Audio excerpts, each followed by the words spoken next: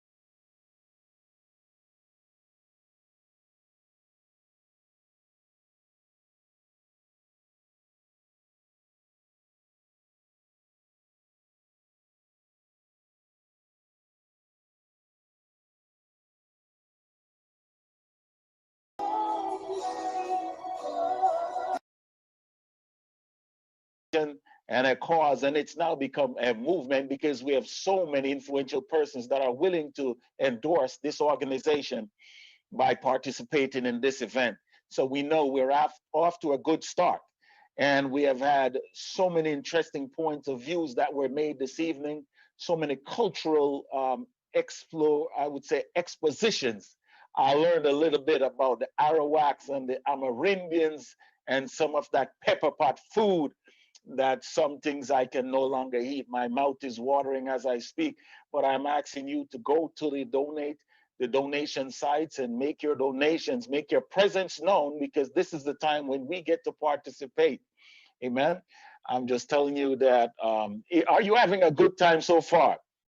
I'm wondering if anybody can tell me, I don't know who's out there that can communicate with us, but I want to know anybody can tell me a song that they sing at every Guyanese wedding. Anybody? Because I heard a lovely song by the Hicks just now, and I'm like, wow, what a nice song. Anybody can tell me the song that they sing at every Guyanese wedding? Anyone? Unmute your phone and tell me right now. We have so many persons on this platform. If you can text it in, I'm sure 100 people are willing to give towards that answer. Anyone, you don't know can't you tell me a song that song at every Guyanese wedding? We're Sister Colleen Lloyd. Can you unmute and tell me? I know you know the song. You were smiling just now. And you know, Grandma said, no wedding not going on unless I sing that song. No,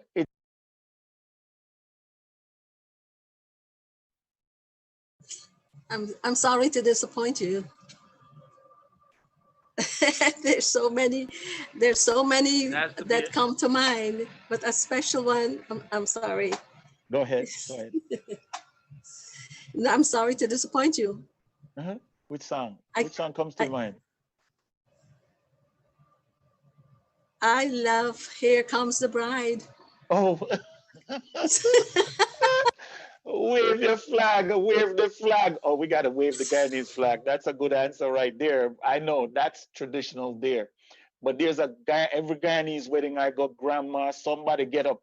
Oh, say Sister Renford, Sister Sam, her husband come, he said, unmute the phone, let me tell him which song it is. It looked like Mr. Sam. All right. God bless the day I found you. God bless the day. God bless. Oh, you sing that song again? God bless the day I found you. Wait. I want to stay around you. Sabbath not done yet. Sabbath done? Listen, give them, listen, you need to put some money in the, listen, y'all need to go and click that donate button, listen to these voices sing. God, it's not the song. It's an old Guyanese song. Someone said, Father, on the Facebook chat, but I want to say is Jane Engaged. Exactly. I think that's the song. Uh-oh. I think that is song. You know, miss it. Nobody want to miss that phrase, song that keep going on and on. And I can tell you when I was in Guyana and brother the Matos took me to a church one Wednesday evening, and we're doing Wednesday evening prayer meeting. Let me tell you something, folks. They asked me to sing. I get ready to sing. I go on the stage, and I couldn't remember the words. Why couldn't I remember the words? Because the bar next door was playing, "Send me the pillow that you dream on." How could I sing when they're playing that song, Brother Rensford? How could I be singing that song, singing my song when they're playing "Send Me the Pillow" right next door? I said, my goodness, I could not find my words, you know. But one thing I recognize, Guyanese people have some beautiful songs. They have some of the nice, beautiful, old, slow songs. And I say, Brother Rensford, I hug up him wife right now. Brother Sam, behave yourself. Sabbath not done. Anyhow, I want you to click on that donate button wherever you are right now. Click on that donate button and give. I want to tell you, we're going to have such a wonderful time as indicated by everyone who has performed so far. Is Dr. Lloyd ready to go? Is he queued up and ready to go yet? We want to go back to Dr. Lloyd or to the Amazing Grace by the trio, the bass, the cello, and the violin. Wow. Are any of them ready to go with my sister? No? But wait, how come he just disappeared? So Sister Sam, oh, I don't understand. He just disappeared. Oh, there's something going on with this thing. Anyhow, can you tell me if everyone if they're ready to go? Because we're gonna move on, but we want to ask everyone to come on and go to your YouTube, invite your friends. Right now, click off, go invite your friends to this, to YouTube, to Facebook, and all the different platforms that we're on. You know why I love that? Sorry, my computer is getting in the way. But you know that big G that you see on the line there, Sister Ennis, you know, that big G that you see everybody have and you don't have it, and Brother Robin Hardy don't have it, but everybody else have that big G behind them, right? Dr. Lloyd have it behind him, and Sister Semple have it behind her, Dr. Grace. That big G, you know why I don't have it? Huh? Because I am the host, and if you put a G in front of host, what you get? You understand me now, Sister Ennis? I didn't want that G. I didn't want that G in front of I'm the host. No, it wouldn't look good. It would not look good. But you know, so I tell them, I tell them, say, listen, when I get diagnosed with diabetes, and I get mad with my doctor because she looked like she pronounced death on me the way she said, you're gonna die, you know, and stuff like that. And because me and she couldn't see eye to eye, you know what she did? She sent me to the eye doctor. So, Sister Ennis, when I go to the eye doctor now, the eye doctor tell me to put a card over one eye. I put the card over one eye and I read. I put the card over the other eye and I read. And I don't know if I get it wrong or right, but I see him write down some things. And him say you have 15 plus in one and negative 15 in the other. Now, I wasn't good in math. I'm not good in mathematics. But tell me something, everybody. 15 plus and negative 15, what that is? That means say I have zero eyesight. So I was getting mad with him, but I see him bend down to pick up a piece of paper off the ground, and guess what drop out of his pocket? $100 bill. Okay, Mike can see the $100 bill from way out here, but I couldn't see that means that him wrong. And then I hear him talking to his assistant in the background and saying afterwards, while I in the room, in the dark room there, and he's saying something about frame. Frame. This frame, with this frame, he will kill the girls. With this frame, they will drop dead. I said, wait, they talking about framing me. So I just find a back door and I run out there. I didn't stay for no frame. Now, let me tell you something. I afraid of doctor, you know. I don't know if you afraid of doctor. I afraid of doctor, but the amount of doctor I see on this line, I said to myself, this must be a good thing. Maybe I'm amongst doctors. Maybe I should be a doctor too. I don't see no DR in front of my name, Sister Grace Semple. I don't see no DR in front of my name, Dr. Angela. I don't know why they should put DR there, because this is diabetes rare. Don't you think I should get a DR in front of my name as well? We're going to move on here, sir. Anyhow, click the button and give some money, because we have more to come. We're going to have a wonderful... You think I start talk yet? You don't know. When I was in Guyana, I was in 8 different areas walking. Listen, I had a lot of fun down there. My town is... Hey, is Dr. Osley Edwards on the line? Brother Joseph's on the line? I'm telling you, I enjoyed Guyana totally. And let me come out on the face and step back, because I'm gonna sit too much on me now. Do you notice something, Sister Ennis? Let me see if I find somebody else to pick on. I don't see nobody else. Oh, Dr. Maxwell Ferguson, but look for him now. And Kanji Connection. Kanji Ground, how you doing up there? Oh my goodness, that's right next to New Amsterdam now. Kanji Connection. And Sister Evelyn Savory. My goodness, I get it right. Dr. Max, look how much doctor on the line. Let's see ya. My diabetes cure. It have to be cured today. So much, you notice when you get diabetes, everybody turn doctor and nurse. While me that are ready for call the hearse. Let me not give a poem tonight. All right, so we're going to call right now. We're taking a long enough pause to have some fun, because we're going to have some more songs coming up. And we have, tell me if anybody else is queued up. Is Dr. Lloyd back on? Is he ready to go? If you shake your head, Sister Yonet, I will know. Is he ready, queued up to go? All right, Dr. Lloyd, we're going to hear from Dr. Lloyd, and then we will hear, if the songs are queued up, the Amazing Grace, how sweet the sound when the doctor tell me said my A1C was lower the last time. All right, so therefore, we're going to listen to Dr. Lloyd now. Go back to Dr. Lloyd. Big him up on the screen for me, please. Promote him from doctor.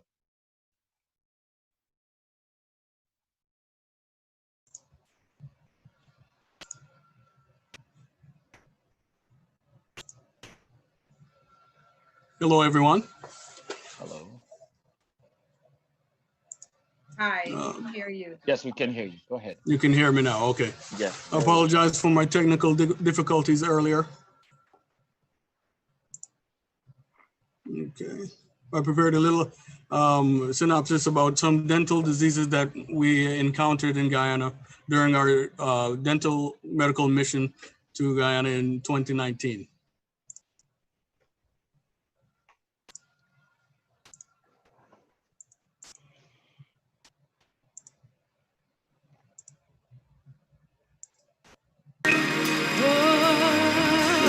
Y'all gonna help me sing it? Take me to the beat. Don't have much to breathe. My heart is torn in pieces. Oh, my. It's my offering. Thank you, Jesus. Thank you, Lord. Take me to the king. Truth is, I'm tired. Options are few. trying to pray, but where are you? I'm on church stars, hurt and abused. I can't face what's left to do. Truth is I'm weak, Yes. no I am strength hearing. to fight, You hearing me? But are you hearing Dr. no Dr. Lloyd, tears to presentation? cry, No, I'm not hearing even Dr. Lloyd. if I try.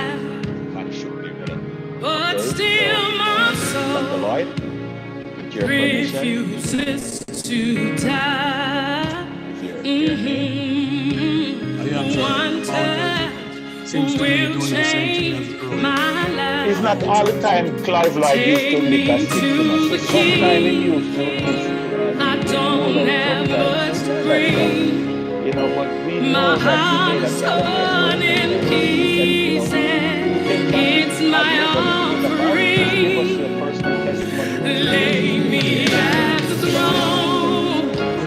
Leave me We there saw many diseases alone to gaze throughout the multiple upon people your we had glory and diseases such sing as to you this song. rampant cavities, Take me to the King. sexually transmitted diseases, Truth is, it's time herpes, to stop playing these games. and there's a We great need need a to word help people for the people's pain. scientists to receive, So Lord, touch speak medical right now. Let it fall like rain. Oh yeah, we're desperate. We're chasing after you. Oh, I've no roots, no religion. I made my decision to run to you, the healer that I need. Take me to the King. Don't have much to bring up.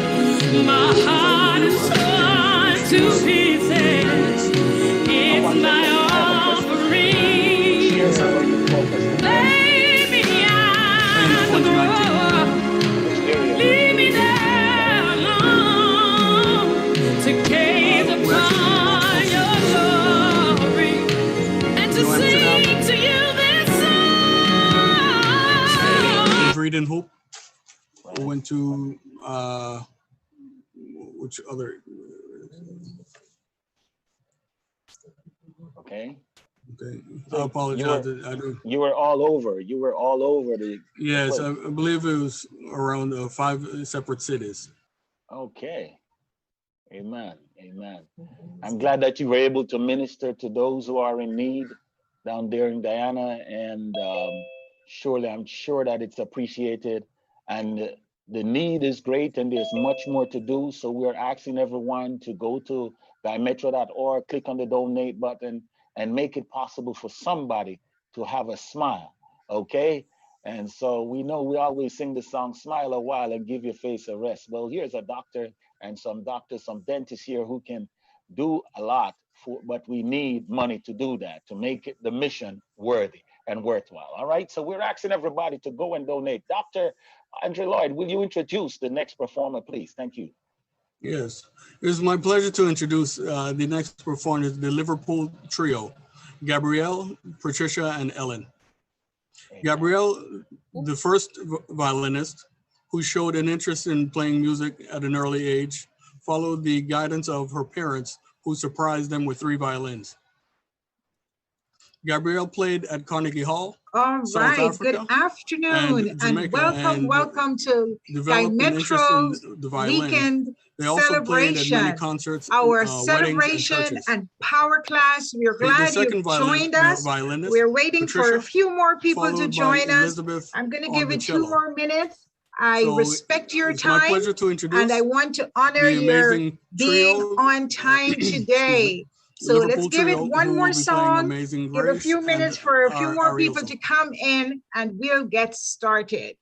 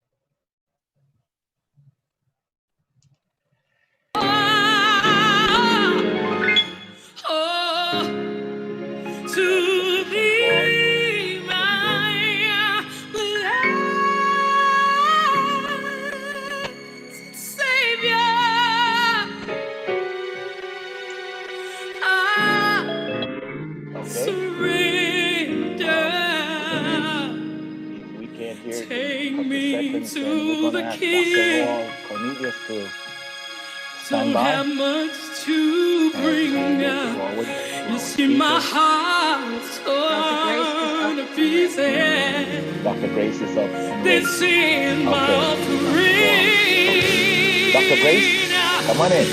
Lay me at the What do you know throne. about the Guyanese Leave me Chinese? there. It You can may just be leave me that, like there. me, the only Leave me Chinese you knew while growing there. up in Guyana To gaze were upon your your grocer glory. who adopted an English Sing name to to do you business. this In song. our case, his name was Keith, and he sold most of the groceries we needed in the village. And then there was Mr. Chakatai, or so we called him. Something tells me that name is not pronounced correctly, but Chakatai worked, and he owned our haberdashery store in our village. But my question is, do you know how the Chinese came to Guyana? Guyana boasts of being the land of 6 peoples, one of the 6 being the Chinese. But do you know when the Chinese arrived in Guyana? I will tell you. Like the Indians, Chinese were brought to Guyana between 1853 and 1879 on 39 vessels from Hong Kong. They came as laborers to fill the labor shortage on the sugar plantation. Okay, so after good the abolition afternoon of and slavery. welcome The to our record celebration. states The that celebration they were continues this about weekend, 14,000 and we are happy that Chinese you have who came joined on us. these We initial have a trips. power-packed afternoon Some for you, survived and invite and you to sit stayed, back and hence relax Chinese and in enjoy Guyana. what we In have planned. We're going to start 1970, our program Arthur with opening Chung prayer was by named the first Pastor Maxwell president Ferguson. of the Republic of Guyana and served through 1980, thereby becoming the first ethnic Chinese head of state in a non-Asian country. Bet you didn't know that. Okay, it doesn't Well, look like Maxwell is today, on Chinese yet, so we're going to comprise push about his prayer down for later in the 0.5% afternoon, and of I'm the going to go Guyana ahead and do the opening population, prayer. though Father in that heaven, may we thank you change for this opportunity soon. of getting together today. And We they are invite you in listed our as presence, and one we ask that of the whatever we 6 do and nations say will be a of the blessing great to the people country who have joined of us. Guyana. May we each leave God here bless energized and Guyana. empowered God to be bless better people. Guyanese, In Jesus' name we Chinese. pray. Amen. And now it's my pleasure and joy to introduce Okay, my daughter, so Treasure John Curry, who will we are going to perform have special Jason music. I'm going to Mars' bring up song, special music I Wouldn't Give by, Up. let's see, special music. Special music by, I'm getting that for you. I'm getting that for you. Special music coming up by Lennox Alcott. Lennox. Look into you. It's like watching by Lennox Abrigo. Okay. Or a beautiful I'm going to share my screen. sunrise, where there's so much they hold. Just like the moon stars, I see that you've come so far. Life is easy when you're upon the mountain and you've got peace of mind like you've never known. But things change when you're down in the valley. But don't ever lose faith.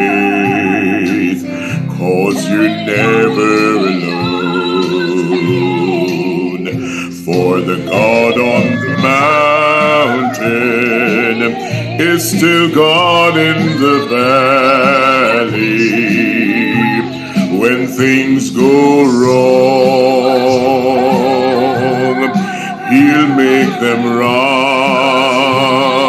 And the God of the good times is still God in the bad times.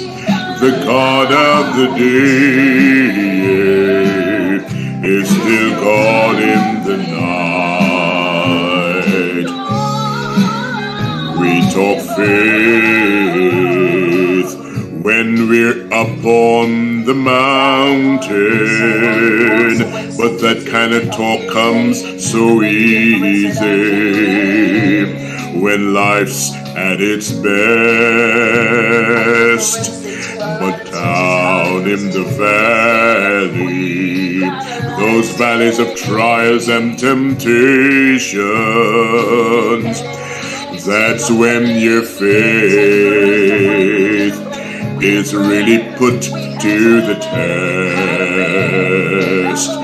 For the God on the mountain is still God in the valley. When things go wrong, He still makes them right.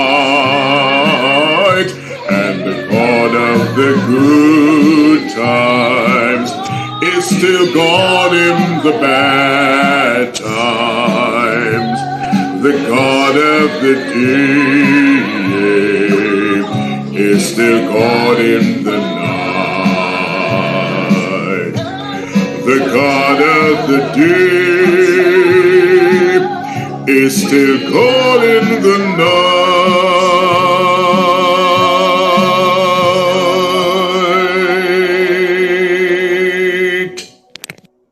And I look into your eyes. Thank you so much, Mr. Abrigo, for rendering that song so beautifully for us. We are going to continue our program. We're going to continue our program. And I want you to look out for people who have registered. If you know anybody who have registered for this class and is not here, just send them the link that we are on this platform instead.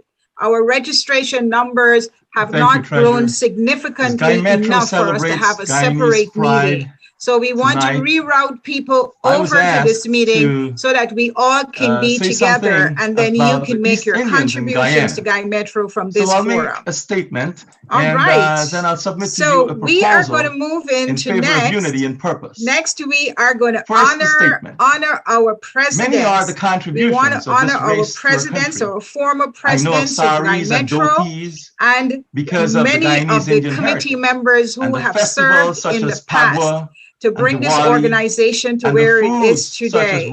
So at this time, I'm going to pull up the next chicken video, curry, and fish curry, and goat curry, and of comedians such as Habib Khan.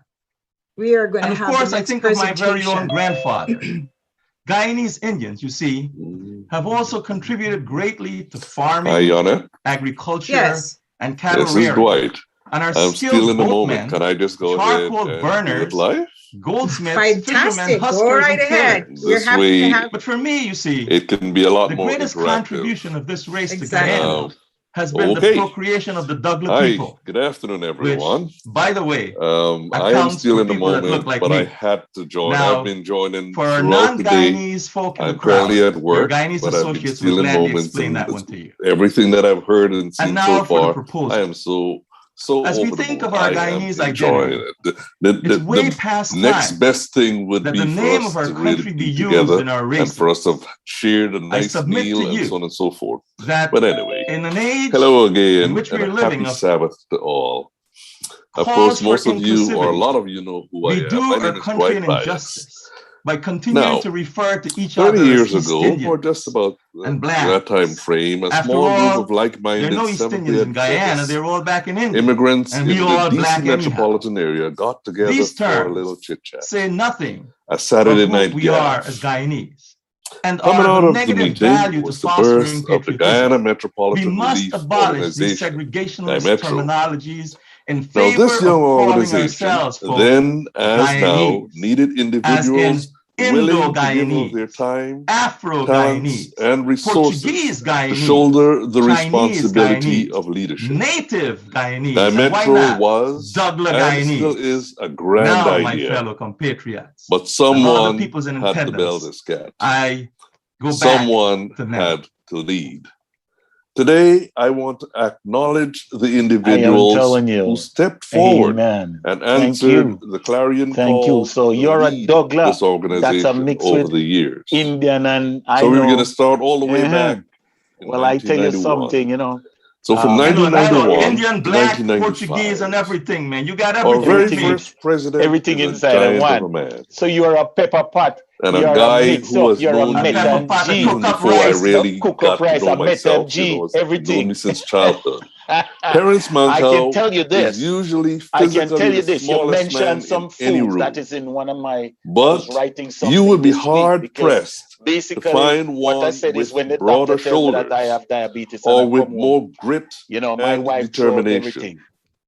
And And over the she throw out years, the roti. I have So not you know known when my him friend to see me not sleeping be outside. actively So he said, involved why you in sleeping out the some door? aspect of I said, leadership because she in threw the this roti out the organization. door. She threw the pillory out the From door, the tambourine 1995 to and the pillory 2000, out the door, right? She taking threw up the out my mantle what was was the the other one very you affable mentioned? Dr. Ivor Dal. Angus. The dal puri or the The dal? dal And and all I the will things. come back Well, and the tell you a dal little curry we bit, can eat that, hopefully, about, but not too much well, potato let me just inside do it. it now. But they throw it out the door. Those were the They throw out my times of rice grand out the door. So what banquets. should I eat? I got to sleep out the So door. we That have was the whole things idea of to that. So I'm aspire glad to you that we have introduced done in the those foods past. because The banquets I and the mean, to know retreats. that we all eat pretty Mount much the same Etna food and we retreat was a enjoy. happening So thing that is every one of year. I Yep. mentioned So, five and G's. of course, our You dear worried about the Pastor 5G? Johnson was with I us think at about that the time, 5G. and he Guyana have always good pushed food. us to get Guyana have away. good people. He was You big on know, this Guyana idea have of good getting fruits. away And I and just mentioned reviving five and G's that refreshing Guyana have and and good leading places out to go. And the a lot one during G that that you time wouldn't was guess Dr. is Ivor the Angus. taxi driver them. He was assisted Anyhow, I'll by talk about that Miss later. Megan All right. Wilson, But who thanks for took sharing over again. And and we're going to move carried on. Can you through the introduce the presidency next from person, 2000 please? to Dr. Cornelius. 2002. She brought a feminine I touch believe the next to person leadership. would be Robin From Hardy, who 2002 will to share with us 2006, we information have on the Dr. national Michael anthem of Abraham, Guyana. and he brought a new dynamism to the job. Yes, good afternoon. Those of you I who was know him, tasked with you know giving an just what a dynamic explanation fella of the that meaning he is. of our national anthem. And first, let me say the national anthem was chosen. Okay, I think I just got unmuted for a was, moment, but I set up will in keep going on. 1965. I had mentioned that from 2002 to The contest 2006, criteria our leader was that they wanted Pastor to make sure Pastor Dr. Michael that Abraham. the national anthem was simple, Take it over from him enough from for 2006 everyone to 2010. to understand. We have its Pastor meaning. Joe Small. He The second enthusiastically criteria assumed the reins, was that it bringing was with him supposed to be fresh neutral, ideas and new secular, energy. and From disseminate 2010 to the national 2012, anthem Pastor to Maxwell other countries. Blakeney brought his dissimilar wide from national range anthems of other countries. seasoned leadership experience to the job. The 266 entries were submitted. He passed the baton over to Mr. Rensford. Of course, we know there was one winner. And he brought with him a persistence that revolutionized the way things were done. His words or his lyrics Miss Lorna subsequently had Lorna Grant Charles. Not a contest. I like to think of her as the little general. She a accepted number of responsibility and led from 2015 to 2018. You just entered with numbers, so that then there was no, from 2018 to 2020, no, I guess, Brother Sam, he bravely and big name people. reprised his role and of these as entries, president from a several few years earlier. Was chosen. His that brings us music was, to our current chosen to be Dr. Yana the music Simple of the national anthem. Erstwhile I guess I was asked to strong, talk about this because I visionary. am the she accepted grandson and Cyril has Potter. been leading us from 2020. With that introduction, I would just like to look at the words of the national anthem. I have to say something off, and this is stepping out of my written remarks. Something about the presidents and their roles. The president set the tone. The president is responsible for everything. Between mountains and leading Guymetro is the second job. Salute you, dear and land over the years, free. Sometimes it has been a thankless job.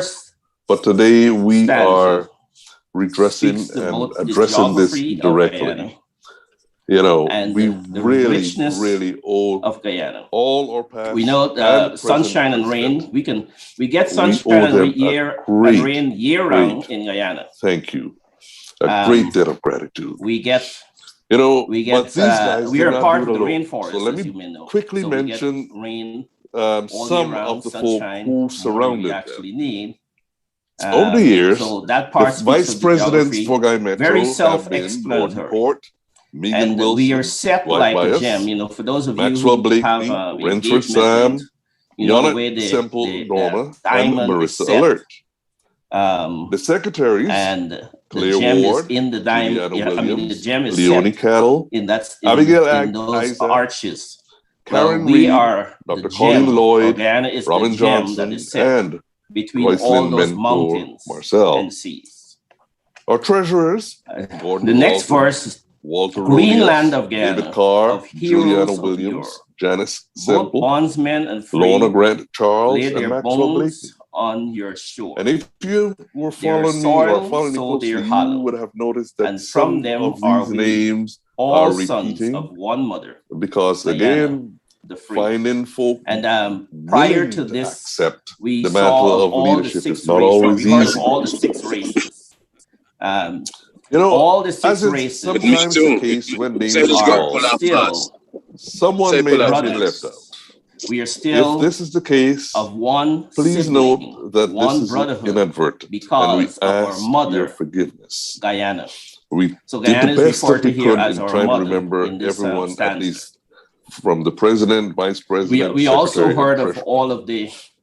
So today we acknowledge your indentured dedication servants, the and slavery, resilience even in the the face of masters who resistance and criticism.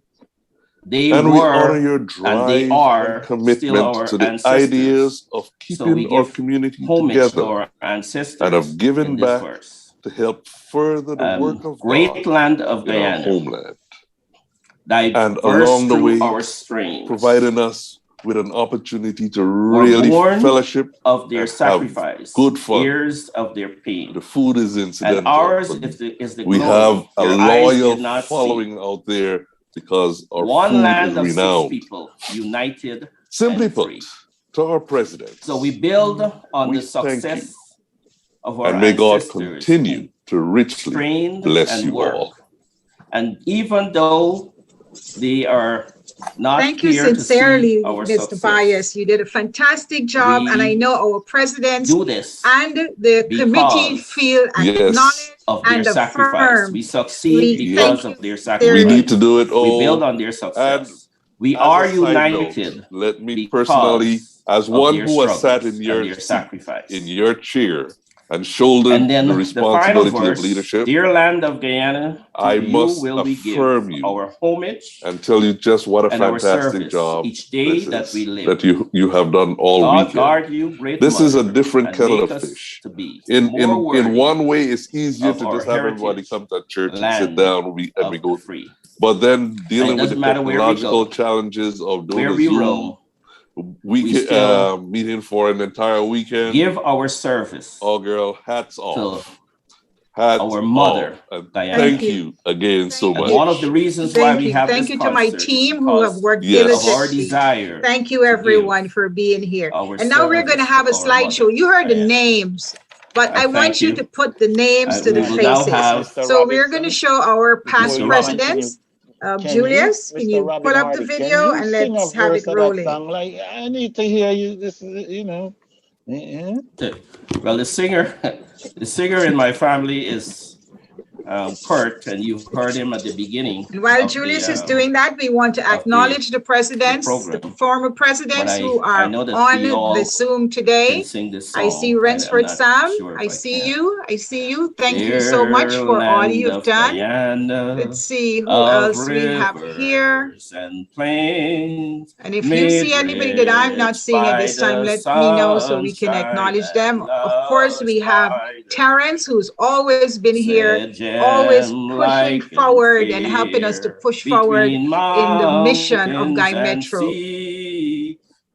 Thank you so much, Terrence. Salute you, dear land of so while Julius is putting up the video, I am going to share the photo of one of our presidents. I think we were a little late in getting his photo, so he was not included in the video. Go ahead, introduce but I want you to take note of Pastor Maxwell Blakeney, who has served the organization from 2010 to 2000. The special not music 21 will be from Sharon. 2010 to 12.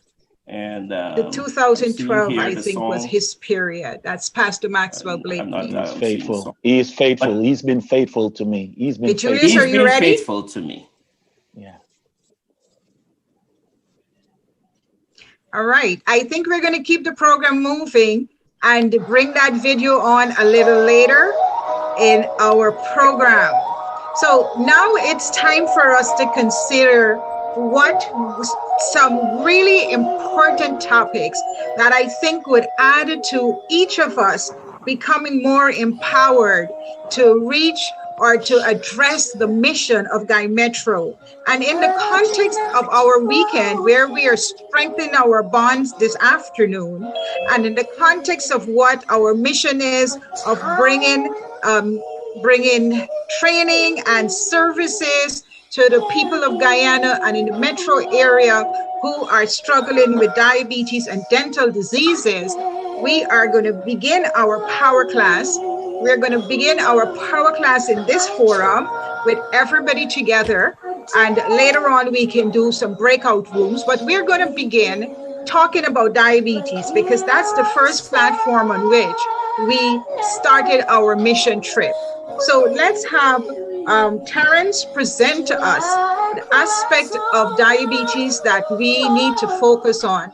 Our folks from Guyana are a part of our group, and we have formed 5 different groups that support individuals with diabetes, and they're listening in and learning the strategies that they need to know to become individuals who are managing their present condition. So go ahead, it's your time, Terrence. Thank you, Janet. It's a pleasure to be here. I believe that the mission is possible and the mission will continue to be successful.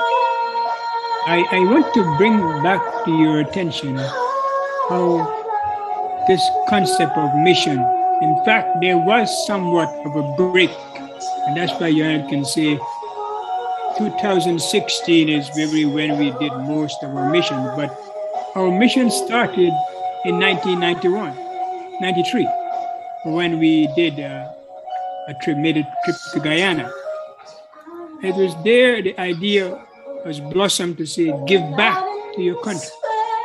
But the mission that relates to diabetes really started after I went to California and listened to the president there. I think it's Gary Hart was his name. As he was presenting to a group and made a reference to Guyana and this high incidence of diabetes. And I was disturbed. So I came back and throw this idea out that we should do something in the fight against diabetes in Guyana. Now, the ratio of diabetes in Guyana is high. That was the concept that was brought to my attention. And why should a little country like Guyana, with just under 1 million people, with all these natural resources, have such high incidence of diabetes. So the idea is maybe we need to help them in the diabetic education. And they have many groups going to Guyana, but I wanted to help you to understand that our goal and mission is to teach people how to do it right. And we have adopted a principle of support group.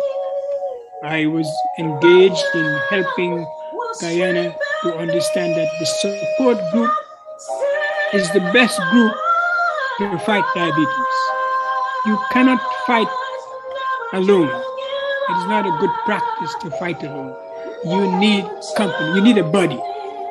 You need some other person with you. So the diabetes requires that you have somebody to work with you, somebody who can help you. So that in case you messed up, somebody can remind you that. I want to bring out some important aspect of understanding diabetes. Diabetes relies heavily on a diet concept. As much as we adopted concepts like moving, and we have adopted concepts like sleeping, and we adopt concepts like emotion, 80% of your diabetics have a relationship with food. I want to bring to your attention, ladies and gentlemen, that our choice of the food we eat can determine our approach to handle and control diabetes. I always felt that sugar was bad. And so I was one person who emphasized that don't, and every diabetic thought that sugar is bad. I want to change that idea. Sugar is not a bad Heaven will be food. a good place. Amen. Thank you for But sharing sugar that song. can be abused. Heaven will be a good place. Dr. Evelyn. When you become Savory? a diabetic, you must learn the concept of controlling sugar.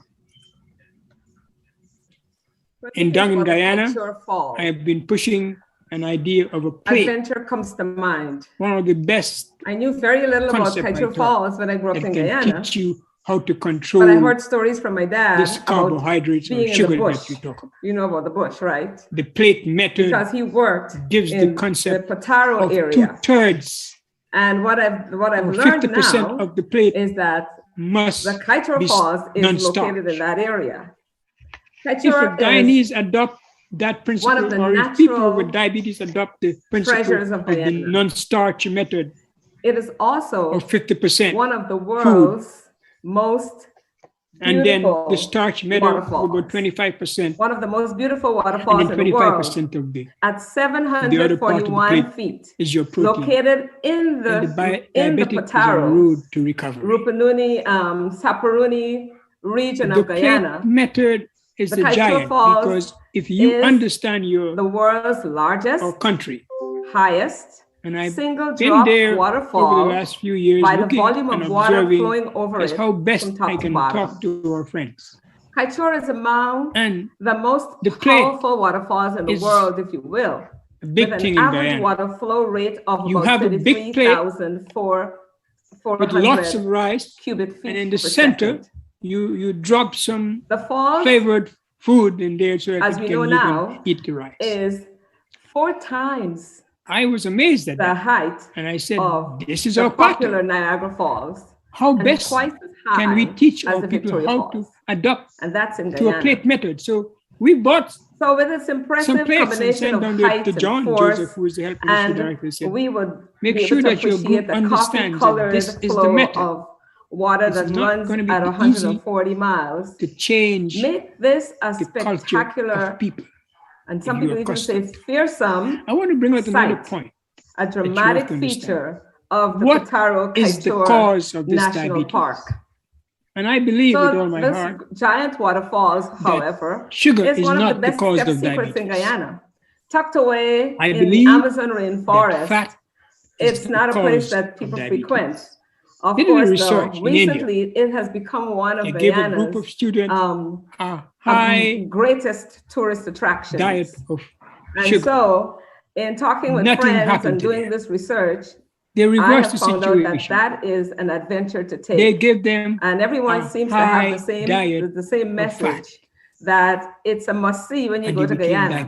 So if you're planning a trip to Guyana soon, is a blocker. Make sure Kaieteur is if on you the list. entertain those blockers, then you are more likely without to get into the diabetic to the arena. Most incredible because the pancreas after a while is going to shut down. Or one of the most incredible natural wonders, not only in Guyana, but in South America. Defective insulin or no insulin at all. You need insulin. Thanks for sharing that. That was so powerful. Sometimes and you don't have to go on insulin. We will do that next time we go there. But we want people who haven't been there to take that money that you would fly there and give it to Guymetro right now. All right, so take out some of that money and send it to Guymetro. Go on to guymetro.org and click on the donate button. All right, every time I keep almost slipping and say mutton. Sister Evelyn, Dr. Evelyn, so I almost said mutton, but I mean, but you know, when you have diabetes, you think about food a lot. You know what I mean? Eat right. Can't help it. Can't help it. So click on the button of managing and your diabetes. Give. We need to go on the next another mission thing trip. People are pushing strong. God spare our lives. Is moving. Next year we're going again. If you don't understand what moving is about in diabetes, right now, let me tell you. And we will move on to you. Apart from insulin. Okay, so I'm delighted to be able to introduce and welcome back to our stage the famous and amazing Linda Randall with her powerful and unique gift of music.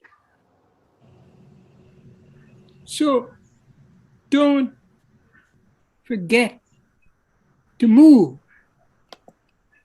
to exercise, to walk. Walk is a great exercise, and I'm going to emphasize a little bit on preparing you for the walk, because I'm not going to teach you how to walk right, but I'm going to teach you how to make the foot a better tool to walk.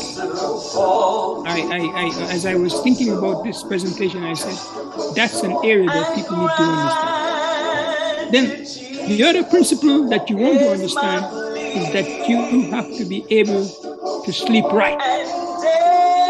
If you can't sleep right, you're not going to control diabetes, because you want to get into a recovery phase. And sleep is what can do that, to bring you into recovery phase. Because without recovery phase means you get good relaxation. The ability to relax requires that sleep be a part of it. Because during the sleep, your body produces melatonin. Melatonin is the sleep aid. Melatonin is produced during the darkest hour of the night. And as far as I understand, the darkest hour before dawn is midnight. So get involved in the sleep habit. Because if you don't get a good sleep, then you're going to become more anxious and your emotions is going to get out of control. Stress is a diabetic trigger. Diabetes can easily trigger off when you are stressed out. I once had a situation with a client that I was taking care of. I thought she was doing well because I had instructed her how to eat right, how to move right, how to sleep right, and how to sleep right. But she got sick again, and I was wondering what was the cause of all this. And when I discovered what was the cause, is that there was a great degree of stress because of the loss of a friend who was her 40 years of friendship.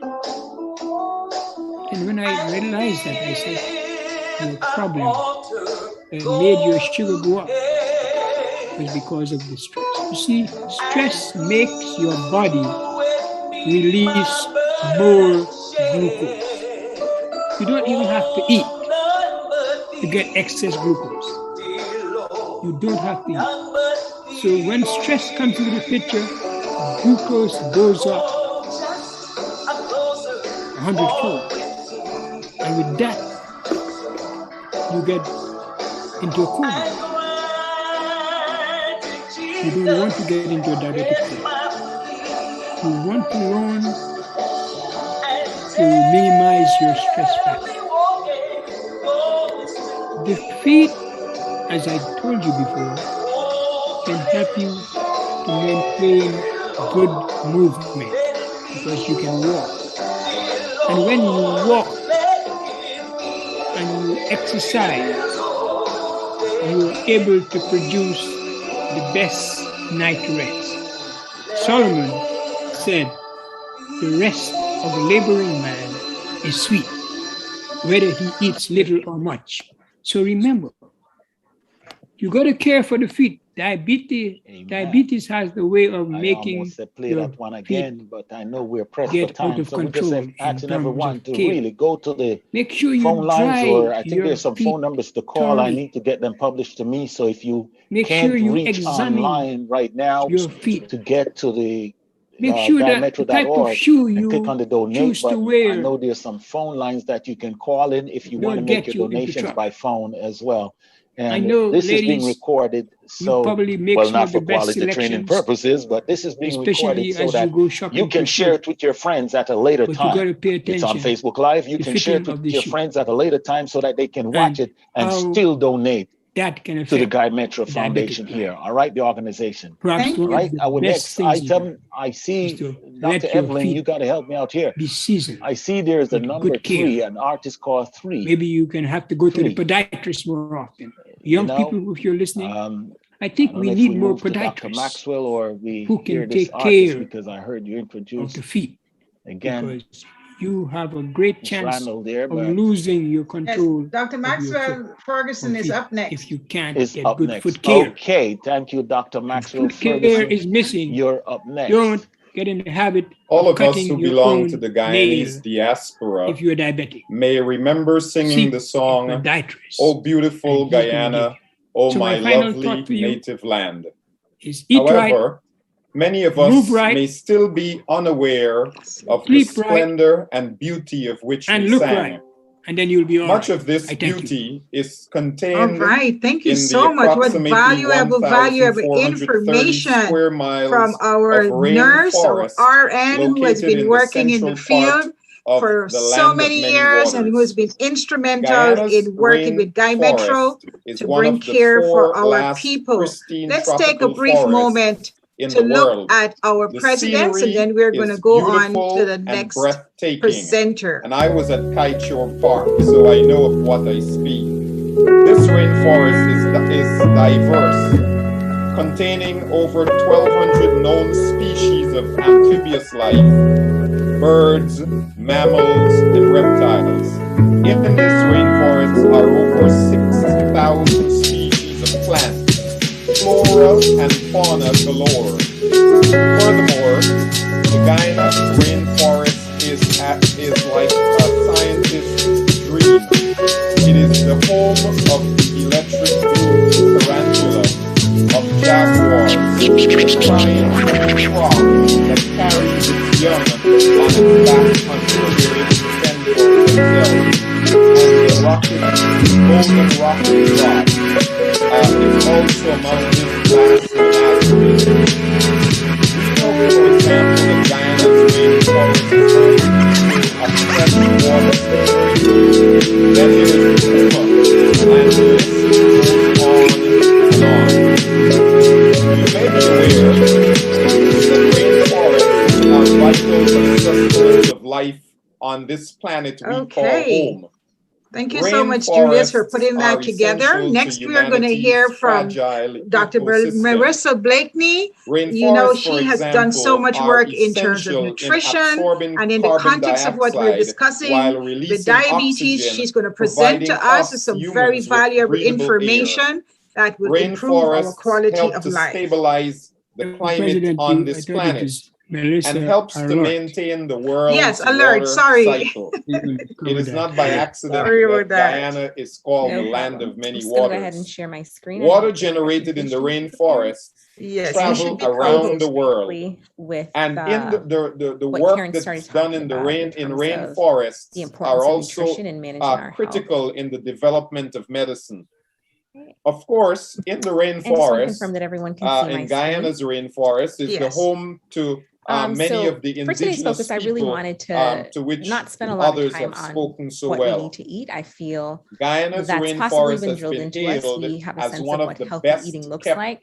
secrets But where I in find the South challenge America. often comes in And I is hope that actually by taking sharing what we these know facts implementing with you, And it will so create today I and want to well focus up on in how you we the can set desire ourselves to up to be see successful. the And in beautiful doing so, I country of want to Guyana briefly soon. cover what healthy eating We looks may like. not be living in just to Guyana right now, ensure everyone but is on we the can same never page there. forget, And then I in want the to jump words into of setting another goals, Guyanese what it song, looks like to the set land effective goals, that gave and us also birth. part And of that's setting why goals is we're ensuring that you here. have a That's why plan this to program is carry out the being goals that you've set. done, and to provide you with the And so to opportunity start off, when to we think about what healthy contribute eating to looks work like, that will be done for in the average Guyana. person, Thank you for what listening. you'll see Thank here you for on the left is a contributing. picture of what And we have on now, my plate. please And join this just me in shows what your listening plate and should making look like at feel most of your welcome. meals, right? An We understand amazing that piano piece this may done be by impossible all the Miss time, Beef but in to terms of Riga, a Joshua fit the goal, battle we of should strive to Jericho. have half our plates being filled with fruits and vegetables. If you look over here, the grain section is a lot smaller than probably what it is. So this includes things like our breads, pasta, rice. We want to ensure that that takes up this much space on our plate. And then of course there's some protein and some grain. On the right-hand side, what Terrence had mentioned is the diabetes plate method.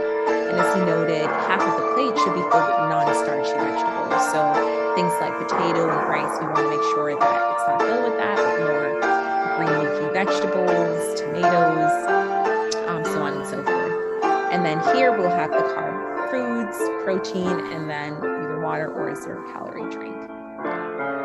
And if you're interested, if you simply Google my plate or diabetes plate method, you'll be able to find a lot of really great information about recipes or meal plans that can set you up with that.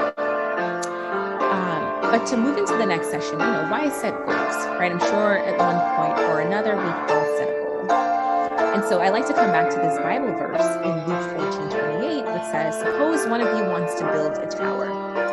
Won't you first sit down and estimate the cost to see if you have enough money to complete it? And while we're focusing on nutrition, I think the underlying message here is that if you're going to pursue something, why not take the time to really plan it out, to see if you have what it takes, you have the resources needed to actually be successful in that endeavor. And so I like to think of this not just in terms of building a tower, nutrition, but I think in many important aspects of our life, being able to take the time out to really sit down and plan. And in order to do that, you really need to have the right tools, right? And I'm hoping to share that with you in a little bit.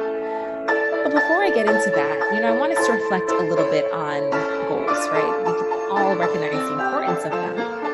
They serve as a North Star, they serve as a guiding compass to help us figure out where we want to head. But knowing where we want to head and actually taking the steps to get there are two different things. And so knowing what may stand in the way of you getting there is also really important. And so when we think about why our goals don't work, right? Some people may throw goals out the window thinking that, hey, I'm not going to try that because you know what? I've set goals. I've set, a good example is New Year's resolutions.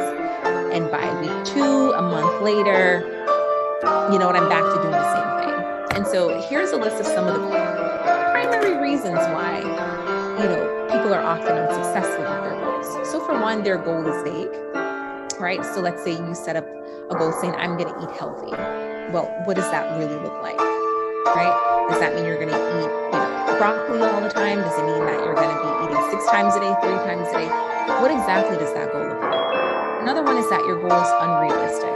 And so for instance, you're saying that you're only going to eat broccoli all the time. Really, every day, 365, you're going to eat broccoli. I mean, that's a really drastic example. But a lot of times we set things up that are unrealistic based on our lifestyle, our environment, what we have access to. We don't consider that. The other one is that we set expectations, or we have expectations about our results that are unrealistic. So let's say that your goal is to lose weight, and the means by which you're going to do so is by, eating healthy, which is understandable. And let's say you start eating healthy and it's been and that was indeed beautiful music. We are still looking for you to contribute. If you need to call, our number is 301-690-0770. Unrealistic, and so you're essentially setting yourself up for failure.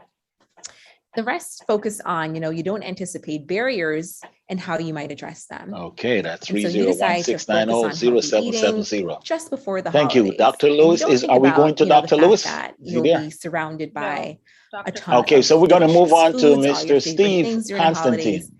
And you don't plan in advance for how you good address that. afternoon from California and good evening from wherever you are. Go wrong, and then something does go wrong. And the easiest thing that we often do is that we revert back to our old habits instead of problem solving and figuring out how do we then move forward with this new challenge in mind. The next is that we simply don't have a plan. We tell ourselves we're going to eat healthy and then we leave it there.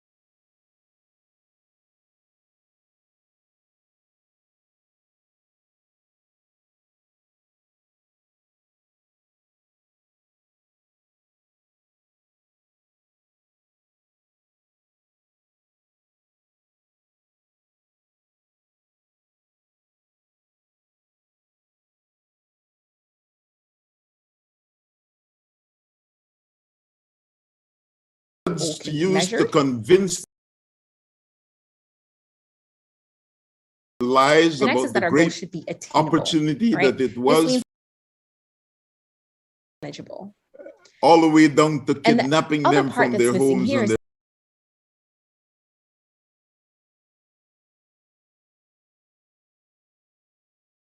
it is that I like to think that I'm a singer. Initial allocation of land, my goal could and be, went on to accumulate great personal wealth.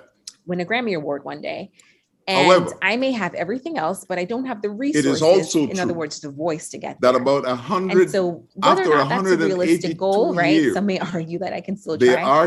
But in terms of setting attainable goals, we have to consider whether or not we have the resources who can trace their ancestry. The next part is that we want to set goals that are important to us, right? And so easy way to think about this is that when we're setting a goal, what's the why behind that goal? Why do you want to eat healthy? And the reason it's important to take that additional step is that there are going to be a lot of things along the way that make it difficult for you to stick to that goal.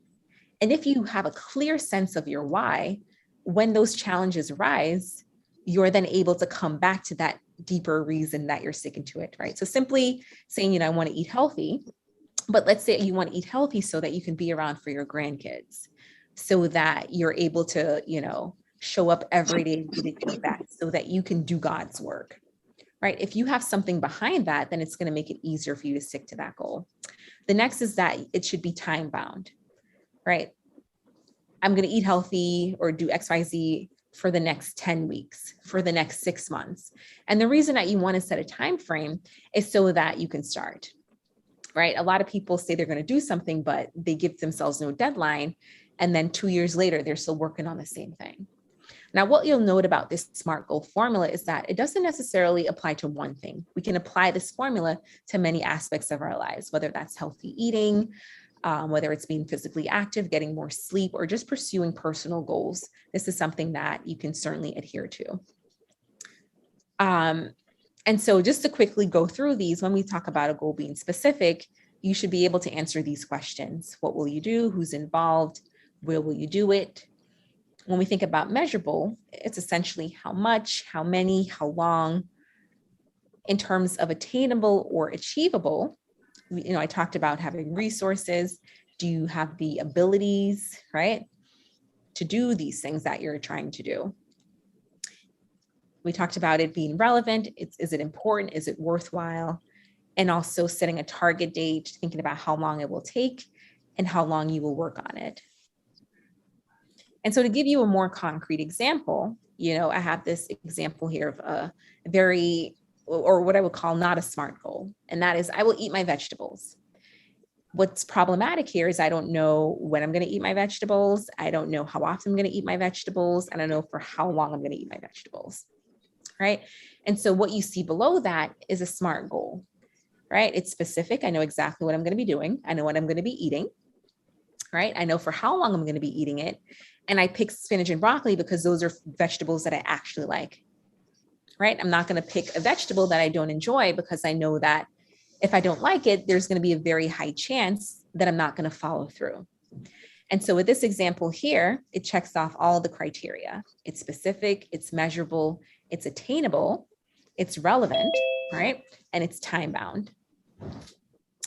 So now that I've talked about the formula for setting a SMART goal, the next step is to come up with a plan, because I can set the best goals possible, but if I don't have steps or plan for how to reach that goal, then it's as if I didn't even set the goal.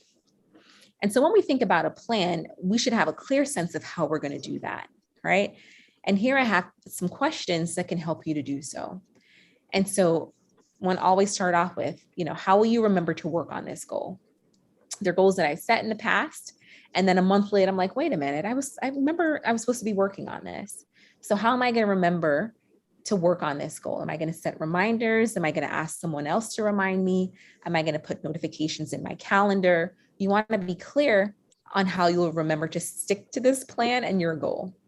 As I mentioned earlier, you want to anticipate barriers. You may not be able to think of them all, but at least if you can spend some time thinking about what might get in the way, when those issues do come up, you have a better way to deal with them. The other important thing that I want you to leave with is thinking about how confident you are that you can reach your goal. So a lot of people set goals that they're not confident about reaching. And they may think about, I'm just going to stretch myself. I'm going to shoot for the stars. And that's totally fine. I'm not going to discount that. But what I want us to consider is that if we set goals that are too big too soon and we fail, what tends to happen is that we give up, right? We give up entirely. We tell ourselves, I tried that once. It didn't work. I'm not going to bother, right? Whereas it may not be that you shouldn't pursue that goal, but maybe you should start a little smaller. Instead of saying, I'm going to eat vegetables at lunch and dinner for the next 12 months, I'm going to start a little smaller. And I'm simply going to say, I'm just going to focus on the next week. I'm going to take it a week at a time. And then after that, I can focus on maybe 2 weeks, a month, so I build it up. And the key thing here is that when we set goals that we are confident about achieving, it builds our confidence in ourselves, right? Let's say you set a goal to walk 2 minutes every day. You're thinking, that's pretty easy. But after you walk those 2 minutes, you're like, I can do this. Instead of doing 2 minutes, I'm going to bump that up to 5. And so the point of setting these small, attainable, SMART goals is that it gives us the confidence to keep working on them. And lastly, think about how you're going to reward yourself, right? If the goal is to eat healthy, of course, you want to avoid doing things that will, be counter to that goal.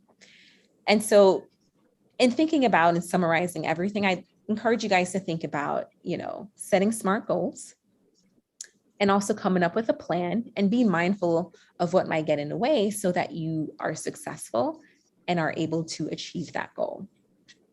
All right. Thank you, everyone. Okay, thank you so much. Okay, sorry, I have an echo going on here. Thank you so much, Dr. Alert, for sharing with us today about making smart goals in the context of dealing with diabetes. We want to move on again to talk a little bit about children. You know, a lot of times we have children in our environment or in our families, and some of them do experience diabetes. But you still want to help them to find a way through life. They still have to go to college. They still have to be able to access certain opportunities that are available to them. So this time we are going to invite Dr. Raul Cornelius to speak with us on accessing college.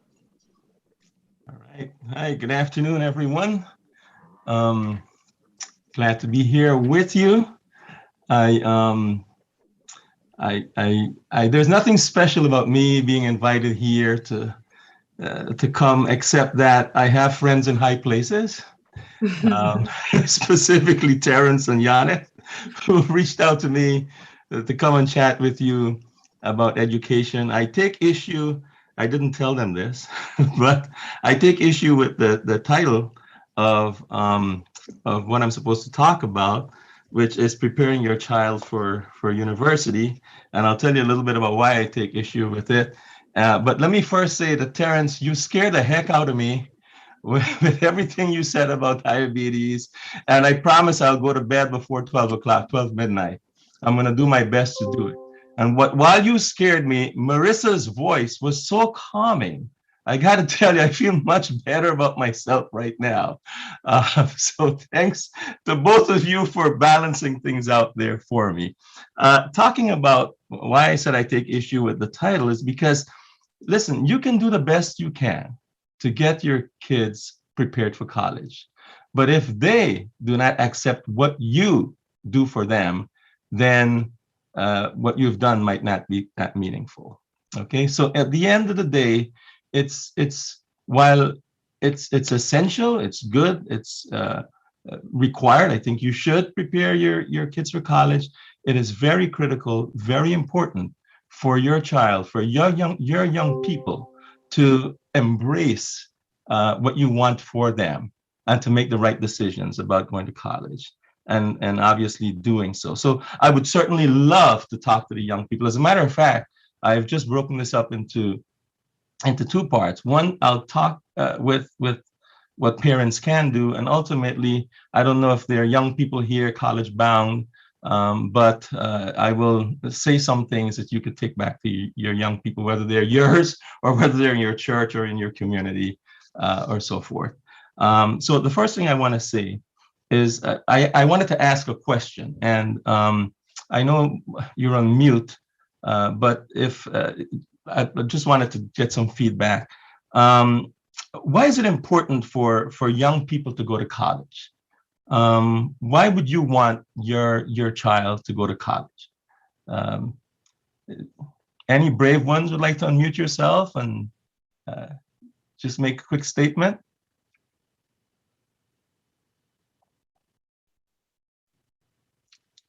No, not everyone at the same time, just one or two.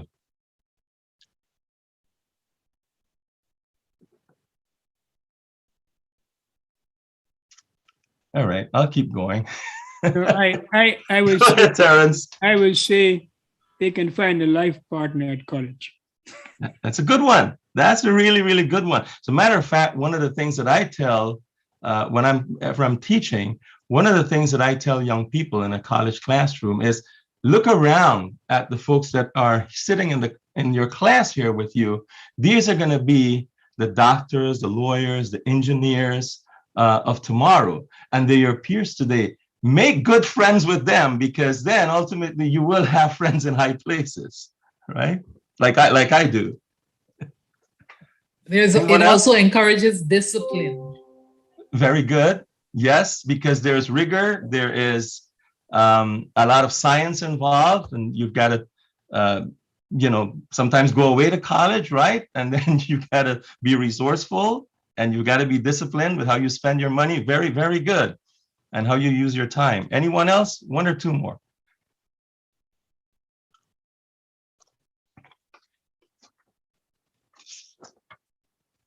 All right, I'll keep going. Some other reasons why students go to college: increased knowledge, obviously, to be successful in life, right? Status in society, earn money, right? Make a living, do better than your parents did, help your family, become independent, and so forth. I want to share with you, if I could share my screen, Horace Mann, who is said to be the first great American advocate for public education. He said, education... Were you saying something, Claudette? Muted. All right. Go right ahead. I think we needed that person to be muted. Okay. So Horace Mann said that education, beyond all other divides of human origin, is a great equalizer of conditions of men. Education is known as the great equalizer, meaning that a rich person can go to college, a person with less resources, a poor person, you gain the same education, you have the same opportunity, the same job. It equalizes your opportunity in life. I want to share just a couple of screens quickly with you. I'm disabled from sharing, so if, Janet, I don't know if you're the host and could allow me to share my screen. If not, I can just, I'll just go ahead and mention what I'm talking about. There are a few things I want to talk about. Unemployment rates, for example. The higher... You can share your screen now. I can? All right, let's see here. All right, thank you. So let's use this one. All right, so if you look at my screen, you can see starting at the bottom, if you have less than a high school diploma, what your median weekly earnings might be on average. And the source of this is the Department of Labor, Bureau of Labor Statistics. And this is a 2020, some 2020 data. But you can see unemployment for someone who has less than a high school diploma is at 11.7% unemployment rate. As you go higher in degree attainment, educational attainment, your unemployment rate goes down all the way to a doctoral degree of 2.5%. Okay, so that's one thing I wanted to share with you. Let me share another screen that shows, Janet, you got to give me once again. Oh, there you go. Generational wealth. Okay, so let's look here. You can see folks who have no high school diploma all the way to an advanced degree, meaning a master's or a doctoral degree. And if you look at this chart, it shows that if you have no high school diploma, okay, and you're looking at a family family income, medium income, it's about $22,000. This is a little bit older. This is from 2015, this data. But nonetheless, the change is not so great between 2015 and 2021. But what I want to point out here is wealth. Okay, for every dollar that you earn, if you do not have a high school diploma, you can create $1.43 of wealth. Okay, so you can take that dollar and you can convert it into $1.43.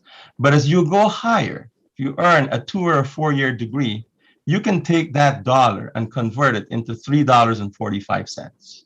And then if you have an advanced degree, it's $5.58. Okay, so I've shown unemployment. I've shown how wealth is associated or correlated to educational attainment. And I'm going to show you one more thing. The other one I'll show you is about earnings. Okay. So here is earnings. I'll share this one. So if you look from the bottom up, again, you can see less than a high school diploma. Okay, the earnings, weekly earnings of someone, it's right here, right about $619 every week.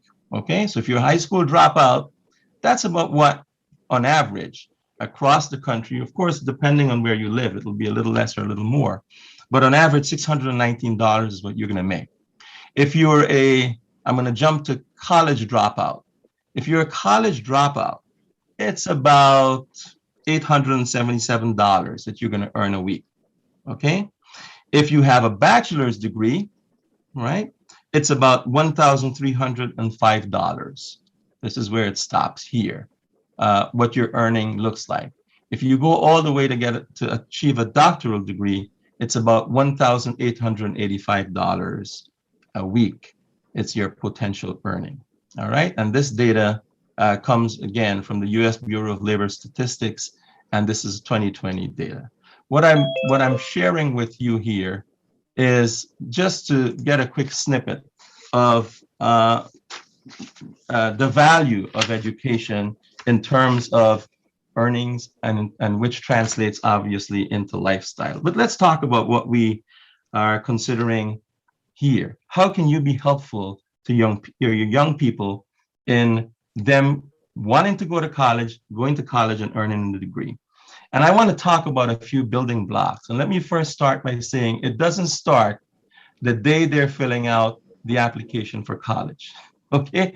As a matter of fact, that's the time, that is a dreadful time to start helping them and doing the best you can to help them to go to college. It starts from when they're young. And you have to have a balanced approach. You can't push too much. You can't pull back too much. You've got to gauge which is a sweet spot in terms of getting them to accept the reality of wanting to go to college and do better in their life. And you have to be consistent in your approach. All right. Now, I would say, and whenever I speak to parents, one of the most important things that I tell them is set the right expectations for your kids. Okay. Let them know what you want from them. Let them know that you believe in them and you believe in their capabilities to accomplish the highest. They can set their objectives as high as they want, their opportunities, and you believe that they can do such. But also listen to them, ask them the right questions, and allow them the opportunity to provide feedback. I know there's some parents that just push their kids, regardless of how the kids feel or what they want. And so let them know that you're there to validate their feelings without them having fear of rejection. Okay. Now, my son is 11 years old. And when he was about 3 years old, he wanted to be a truck driver. Okay. And then when he was about 5 years old, he wanted to be a supermarket checkout clerk. Right? It changed in 2 years. Of course, my wife, when he said that to her the first time, he said, "Bye, let me tell you something. If you're going to work in a supermarket, make sure you own the supermarket." Okay, so it's interesting, right? And then a few years later, he wanted to be a race car driver. Today at 11, he wants to play in the NBA, right? So while what he wants is changing over time, and that will happen, in the background, I am doing the best I can. Because the last thing that he has ever said is that he wanted to be a doctor. And I want him to be a physician, right? So how do I work that through with him? So I'm allowing him to play his basketball, to do the best he can. I've put up a basketball court in my driveway. He's playing in a league, but in the background, I'm making sure that he's doing well in school, right? Mm-hmm. I'm making sure that I am doing everything I can to nurture him for academic success, all right? So you have to be intentional about having these building blocks for success for your young people, all right? And start early, right? As I said before, be loving, be kind, be positive, be caring, always provide positive feedback. Let them know that you trust them. When I was a little guy, I always remember my mom. My mom was a seamstress, and she would have her clients, and she'd be upstairs speaking with them, and she always said the greatest things about me. She didn't know I was listening. Whenever I overheard, she would say, "You know, Raul is brought first in his class. He's doing so well. He's so bright.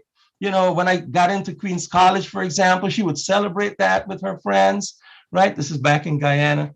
And so it meant a lot to me to hear that from my mom, because it said that she trusted, she knew, and I wanted, by hearing that, I wanted always for her to be proud of me. So be an advocate for your student success, okay? And don't be hesitant to celebrate their successes, right? Highlight their strengths, right? And find ways to help them to overcome their weaknesses. Speak to them too about the realities of life, right? And Marissa's talk this afternoon, she talked about being realistic, right? About what you're going to do. Be realistic about education for your kids, okay? Let them understand your family realities, okay? Involve them in what happens in the home so that they don't set unrealistic expectations for themselves, okay? And let your child, now this is a personal item, and I am not hesitant, nor do I make any apologies to saying this among my friends and when I talk to others. Personally, I speak to my child, I talk to him about personal responsibility toward his parents, toward us, okay? It might be the way I grew up. I saw my mom take care of her mom. I take care of my parents. I'm very proud to do it. And I tell my son, you got to take care of mommy and daddy, all right? And I'm inculcating that into him. Now, my friends, some of them, they don't like when I say that too much, right?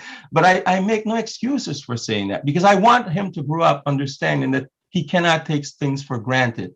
And believe me, I'm a little boy that was born in Cottage Maikoni, East Coast Demerara in Guyana. I was not meant to be in the position in life that I am today, all right? I've been in education. I was counting the years actually last night as I was preparing this talk. And I've been in higher education for 37 years of my life already, okay? I work at one of the top universities in the world, right? The University of Maryland, all right? I live, a stone throw from the White House. Now, this was not meant to be. I've got 4 degrees to my name. This was not meant to be. And I want my son, I cannot wait to take my son back to Cottage Maikoni, East Coast Demerara, and show him where it began for me. All right. So it's very important for your kids to understand where they came from and that they don't take things for granted. In terms of what you do for your kids, the last thing I want to say to you is pray for them. Pray with them. My wife anoints our son at the beginning of every month, okay? She prays for him, she anoints him, she covers him, all right? Do that for your children. As a matter of fact, whenever she forgets to do it, he reminds her, hey, mommy, you haven't prayed for me and anointed me yet this month, all right? So we are meant for greatness. We are children of the King of the universe, okay? We have to ensure that our kids are covered under the blood of Jesus Christ. I will leave you with a few things here for you to go back and talk with your young people about. For the student, there is no secret to getting into college. There's no secret. You have to have the best grades. You have to work hard and get the best grades and finish your high school with the highest GPA possible. There's no secret. And you'll get into any institution, any school. Know what you want to be when you grow up. I see young people filling out college applications and still don't know what they want to study. Why? Know what you want to be when you grow up. And then there are those who want to get into engineering, who want to get into business, which are limited enrollment programs, and they can't get in. They end up in liberal arts, and they're fighting to get in. And then they end up studying psychology, sociology, right? Bogus degrees, let me tell that. I have to apologize if there are folks here who have sociology and psychology degrees. Unless you go all the way into a doctoral program and graduate your doctorate, those are the types of degrees that you're going to be sub-employed in. Okay, kinesiology, fine arts. What do you do with those degrees, right? So I have a list of degrees that I want to share with you. I have the list somewhere here. that are meaningful in this day and age. And tell your young people, don't even think 2021. Think 2030. What are going to be the expectations for that time? Automation is going to be huge if our Lord does not come by then. Okay. Now we know that those in healthcare, those are great degrees, and among the top degrees in healthcare are the anesthesiologists. Okay, they make the highest salaries, even more than surgeons. Okay, artificial intelligence is critical. Have your kids study artificial intelligence, machine learning, information systems manager, forensic sciences, cybersecurity, information security, data scientists, very, very on demand now and will be in the future.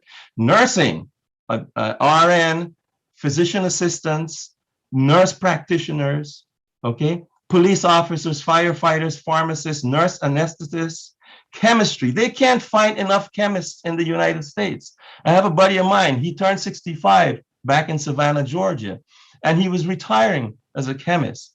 And they said they can't allow him to retire. They paid him like 50% more in his salary to retain him because they couldn't find chemists, okay? Virtual reality and augmented reality.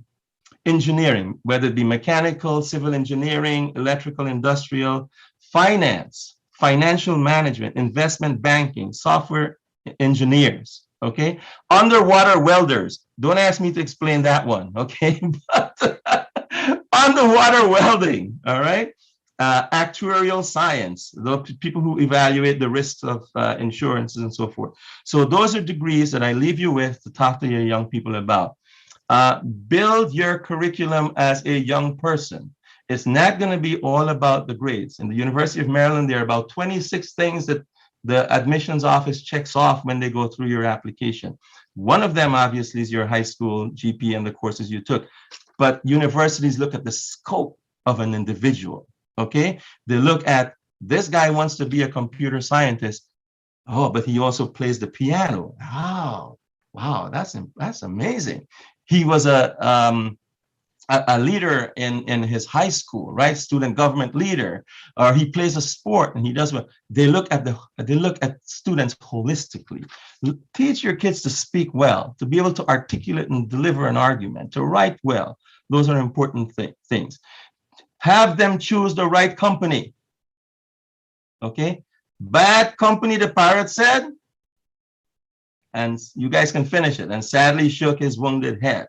All right, one bad move can derail your entire life. And I have so many stories to tell. I'm not gonna tell the stories here today, but kids need to know who they are, where they came from, so that, I said that before, so that they don't take things for granted. And please help your kids to be positive and optimistic. I cannot tell you how many young people I walk into or I speak with that are dull and sulky. What a shame. Okay, teach them to have a positive and optimistic outlook in life. Teach them to smile. All right, smiling is important. Janet, what's the thing I told you in your chat today? I don't know if you saw it. I said, look back. Once I joined, I said, Janet, smile. Smile. It does something for you. I think Marissa will agree with that. And it does something for your personality. Be balanced, okay, in what you do. Be resourceful, because when you go out there, whether you study it where you're at home in your city or you go away, you're going to have to find a way to survive, and you're going to have a survivor spirit, okay? And know the value of money, okay? Teach your kids now to know the value of money. My son, he knows how much I make. He's 11 years old. He knows how much his mother makes. He knows what our investments are. He knows what we do and don't do with money. When we go out there to shop, he understands whether or not something is affordable. All right. So teach your kids about money now. And the last thing I want to say, Janet and Terrence, is teach them to never forget that the fear of the Lord is the beginning of wisdom, and knowledge of the holy is understanding. Okay, and the fear of the Lord is not that you're scared of the good Lord, but you're reverenced before him. okay? That he means something in your life, and that you become a balanced individual, not only from a standpoint of education and mental and intellectual capacity, but also and not only in the physical capacity, but also in the spiritual realm, okay? And you become a balanced young person, and you make God the anchor of your life. I'll stop there. Thank you so much for the opportunity. Powerful, powerful. Thank you so much. Thank you so much, Roy, for including our young people. Today, we are strengthening our bonds, and we wanted to make sure that we'd only touch the experiences of our adults, but we wanted to make children feel a part of our group. Our parents have some strategies to move forward and help their children grow and become good citizens of Guyana and the USA. All right. Thank you. Thank you again. We're going to move forward as we talk about diabetes and how we can help our people. We're going to move forward and do a little sweet treat. Let me share with you Sweet Joy's presentation. And after that, we're going to have Dr. Roycelyn share with us the joys of research along the same lines of what Dr. Cornelius was talking about, and then move to Dr. Semple Paul. She's going to share with us some of the documents that we need to have as we traverse this land where we live. Let's have Sweet Joy next. You know, when we think of having diabetes, we often think about sugar and sugar not being good for us. And Terrence shared with us his ideas about sugar. But Sweet Joy wants to give you a chance, an opportunity to have a dessert that is good for you. So let's look at this presentation at this time. If you can get to your kitchens and get the ingredients and mix them as she shares, that will be fantastic. But at this time, I want you to be able to go away with an item, a food item that you as a diabetic can add to your repertoire of things that you're able to do. And it is spinning. And why is it not starting? And I had it played before. Okay.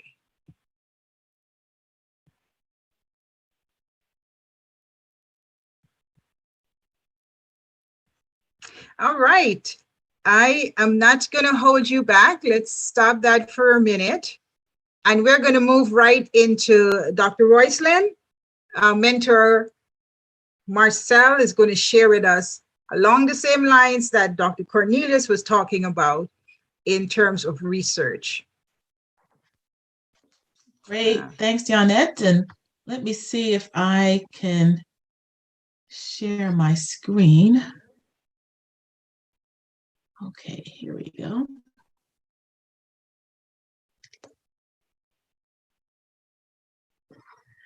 All right, and let me know if you're able, if you could see that fully. Let me see if I can make it bigger. All right, could you see it okay? Yes. Okay, great. All right, good evening, everyone. I am excited to share with you about the joys of science and research. So as you probably have already guessed, I work in this space. I am a scientist. And so I'm going to share with you just one aspect. Raul talked about getting ready for college and have an idea of what you want to be. So I'm going to take you on a little journey to give you just a snapshot of what I experienced, and I'm going to share some tips with you. So the theme for this afternoon segment, as Janette mentioned, is strengthening our bonds. And so I'm going to focus on that from the lens of science and research. So I'm going to share a few goals, and then I'm going to talk about the joy of it all. What is the big thing with science and research? And I'm going to tell you briefly about the path that I took. And then I'm going to end with 3 key ingredients to success. And this applies not only to the science realm, but to any research field that you may be, or field that you may be interested in. So let's get started. So goals, these are the 3 goals that I hope that everyone on this call will take away by the time I get to the end of this presentation. I'm here to inspire you, to inspire others to make an impact, make a difference in whatever field, whether it's science or another field. How can you make a difference? How can you make an impact? Empower. I want to empower you to forge ahead in the purpose that God has for your life. And we heard about that this morning. Guest speaker, could you hear me?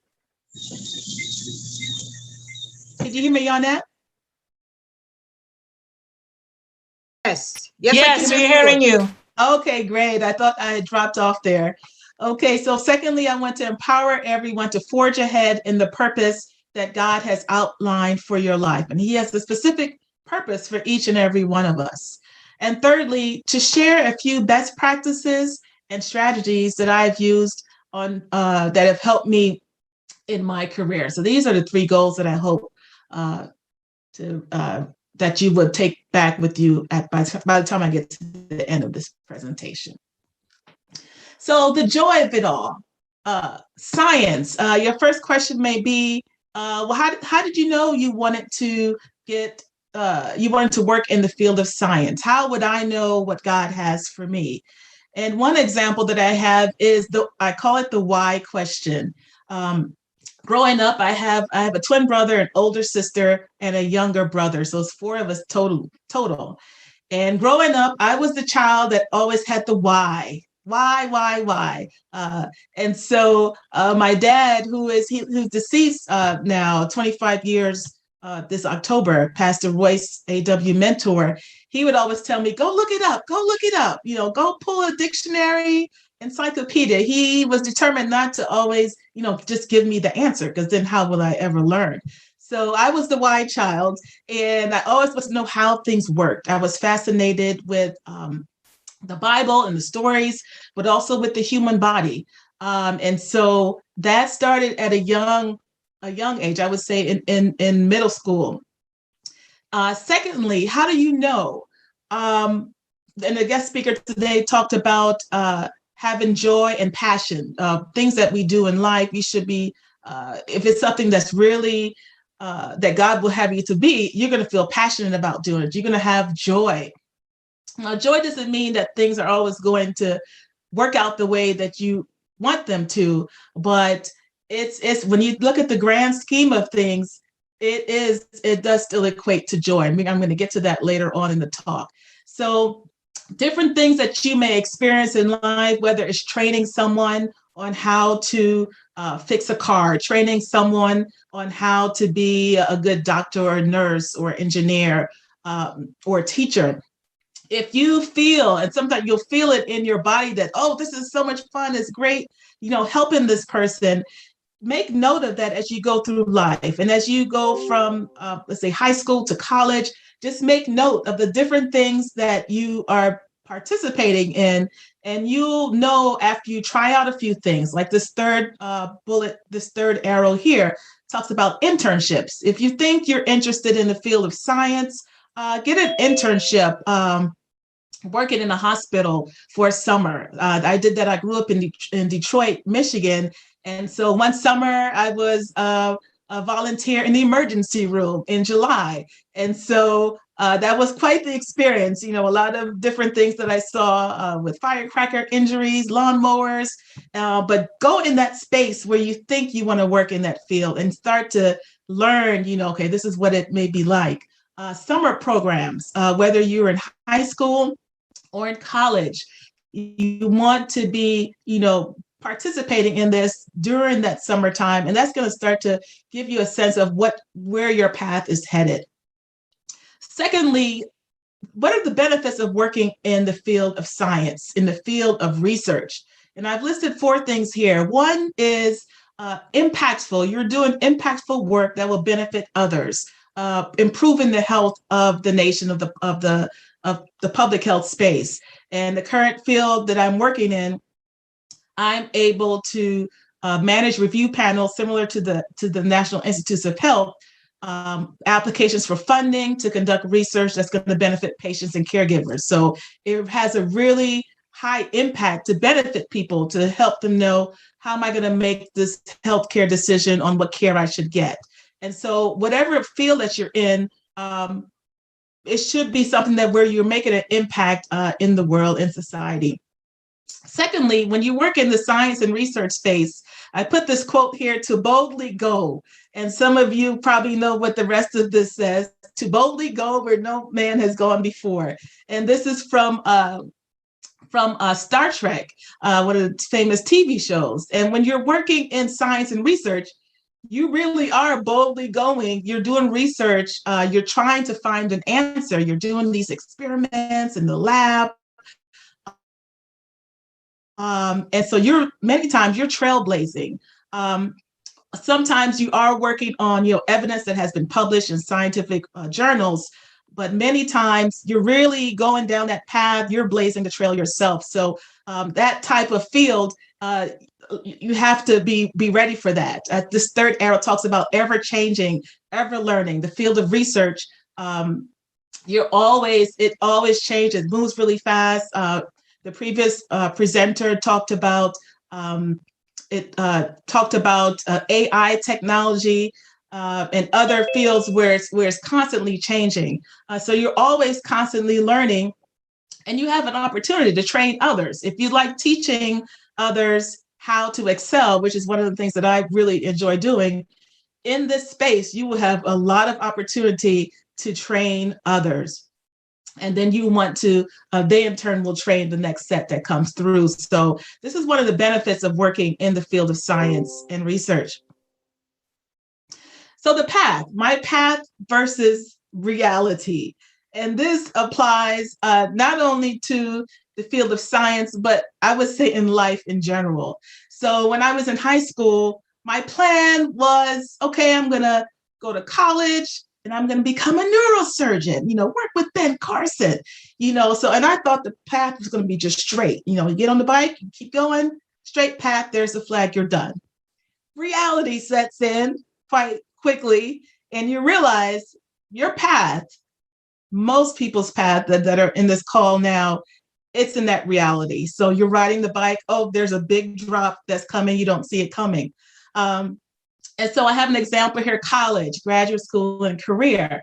So for example, I was actually headed to the University of Michigan, and the Lord redirected me, and then I went to Oakwood University.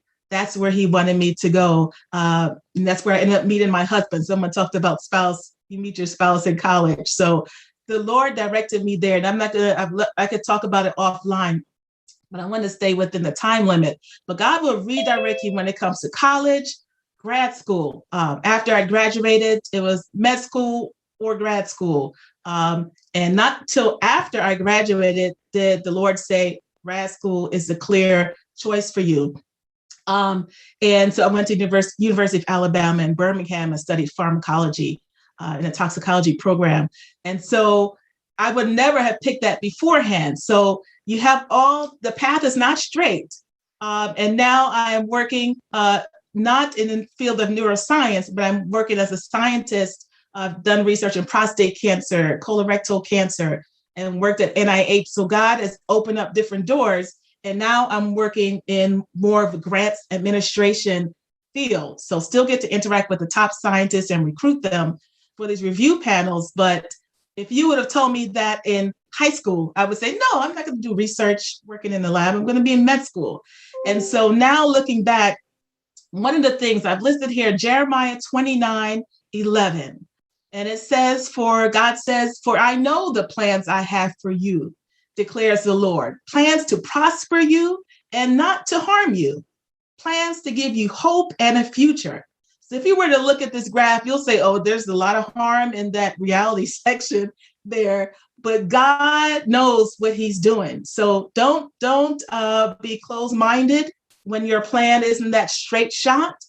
The Bible also talks about how God's ways are higher than our ways. His thoughts are higher than ours. So be very open to where God is leading you, and keep in mind his word that says that all things work together for good. So he didn't say this one specific part, but when you put it all together, that big picture, that only he sees at this present time. It's going to work together for good. So this has encouraged me throughout when I've come through those different dips.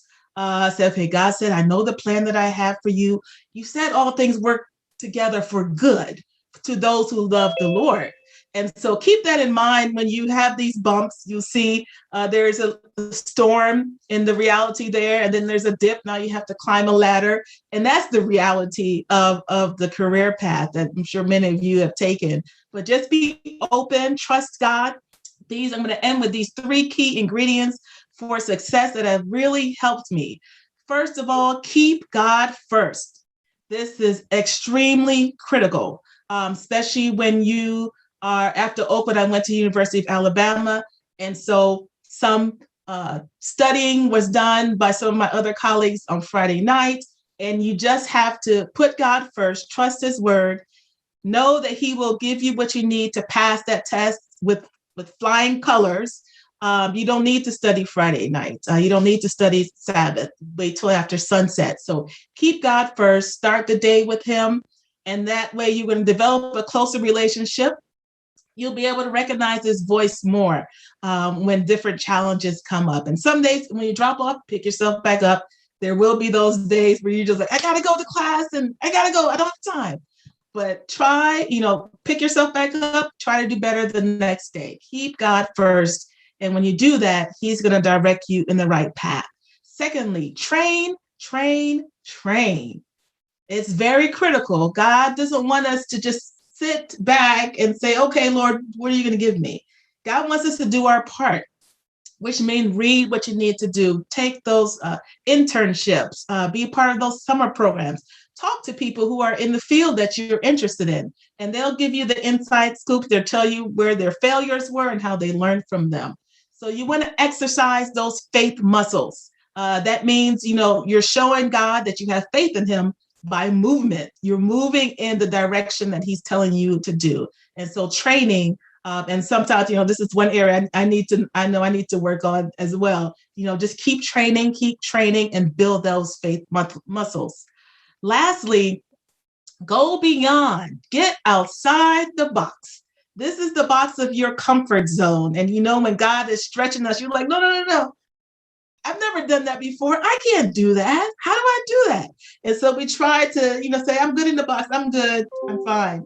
But God has that blessing right outside the box. It could be further out, but we have to be open-minded with each challenge that comes your way, especially when it's outside your comfort zone. God is doing some things and everything lines up. The older you get, when you look back, you're like, oh, that's why I went through that. So know that you can do it. This Philippians 4:13 says, I can do all things through Christ, not some things, most things. I can do all things through Christ who strengthens me. So know that God will equip you. There will be moments where you're drained, mentally drained, especially in the pandemic. It seems like there's more work than before the pandemic. I'm still working remote with my job that's in DC, but the work has just piled up. So just know that keep in tune with God. Know that whatever challenges come your way, he will equip you. And just know that he will give you strength. And so these are the 3 tips that have really helped me these 40 plus years throughout life, from high school to college to grad school, and now working in this science and research field. So those are the tips that I have to share. And I'm happy to address any questions, but I know we're on a time schedule, Yannette, so I will turn things back over to you. Thank you. Yes, so much. thank you. Thank you so much, Dr. Roycelyn, for pouring so much into us. This is information that you're getting that you'd have to pay significant amount of monies for. So thank you. Let's take heed. Now let's see if we can get back to our sweet joy. Let's see if we can get back to sweet joy and lighten the moment, lighten the evening a little bit, share my screen, and see if we can create a dessert with sweet joy.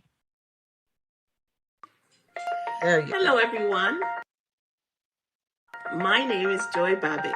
I am a mother, wife, homemaker and owner of Sweet Joy Cooks. I am happy to be able to spend some time with you today. Thank you so much for the invite. I specialize in sweet and savory plant-based treat that is not only tasty, but healthy and nutritious for your body. I currently supply a chain of London-based restaurants where I do lots of plant-based goodies for them. I also do various events and special occasions as well.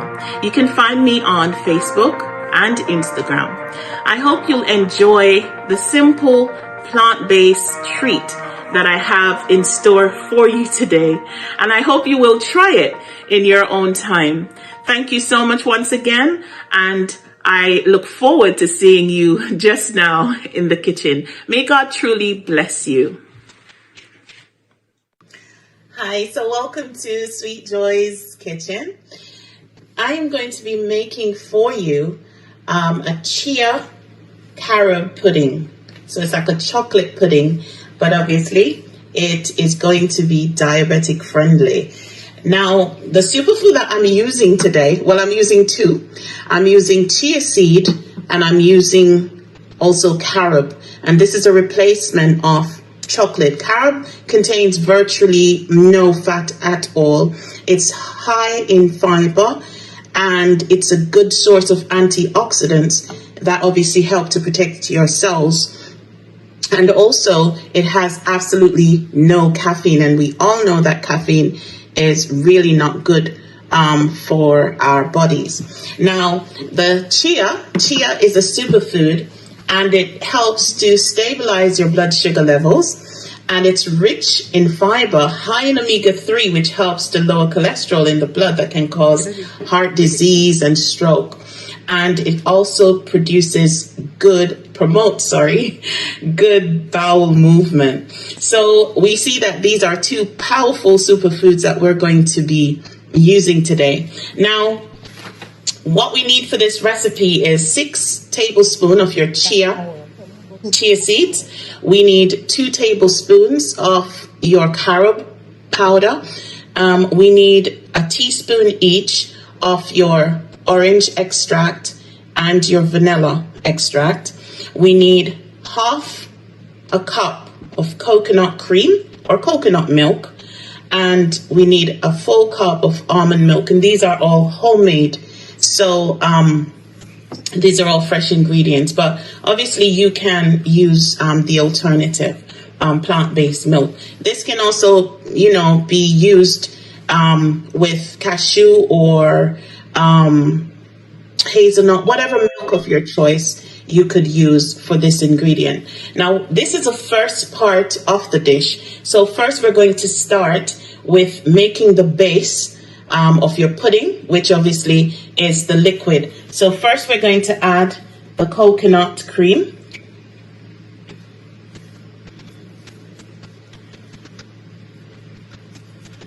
And then we're going to add your plant-based milk, which is the almond milk.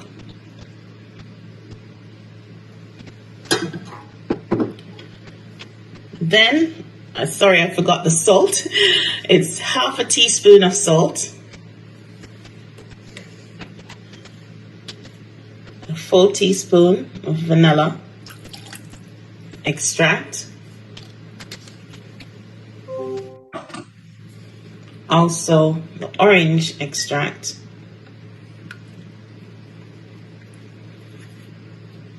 Carob is really good with orange.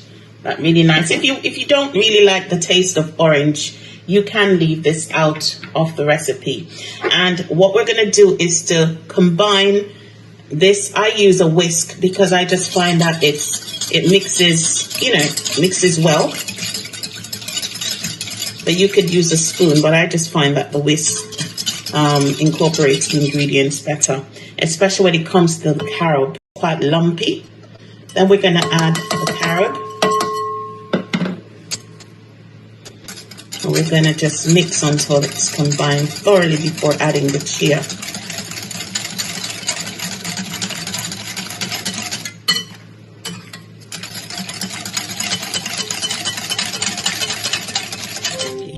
smell this right now. It's really smelling lovely. We in our family, we love carrot. Really, really delicious.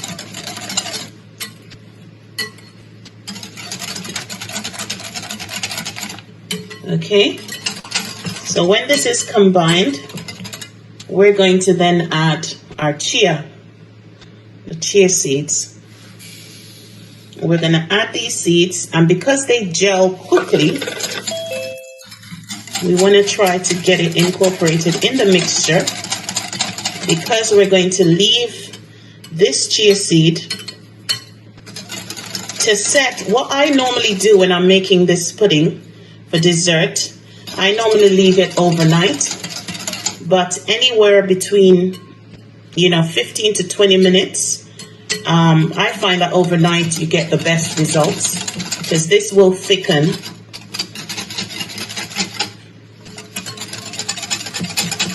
And then what we're going to do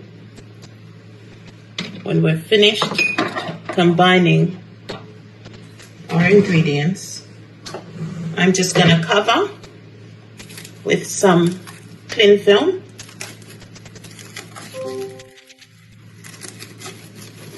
And then I'm going to set it in the fridge for it to soak up all of that goodness.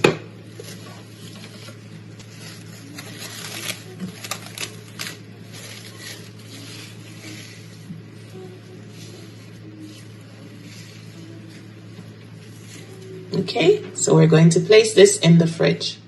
You see me here adding the honey because I forgot to incorporate the honey. So you will need just a tablespoon of honey, because your almond milk and the coconut milk is giving you a hint of sweetness anyway.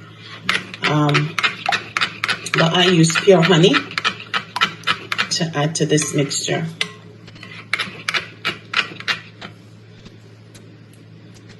And then we're going to cover and then set in your fridge.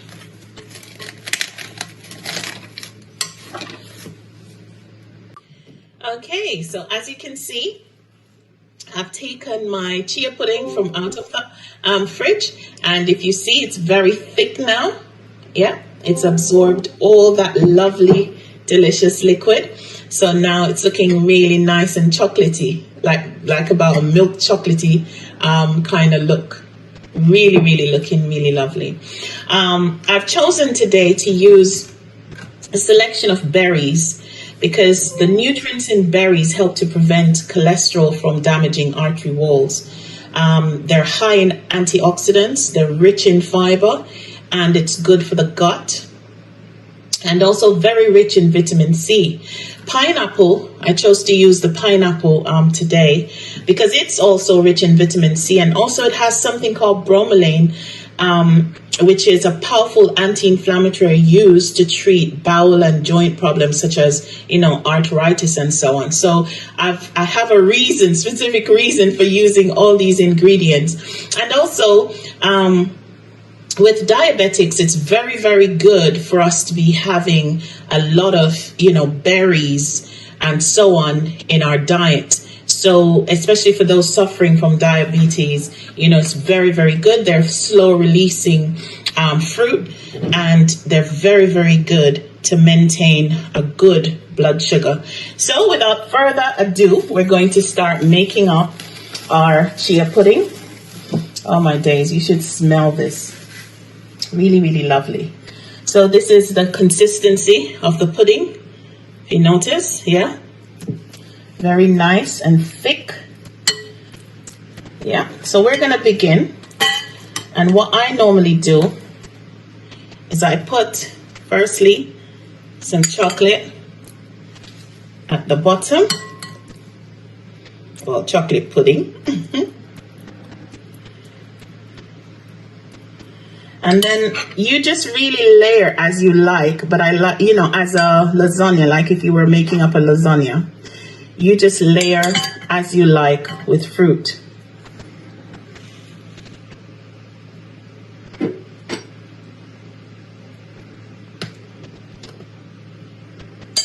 there as you like with fruit.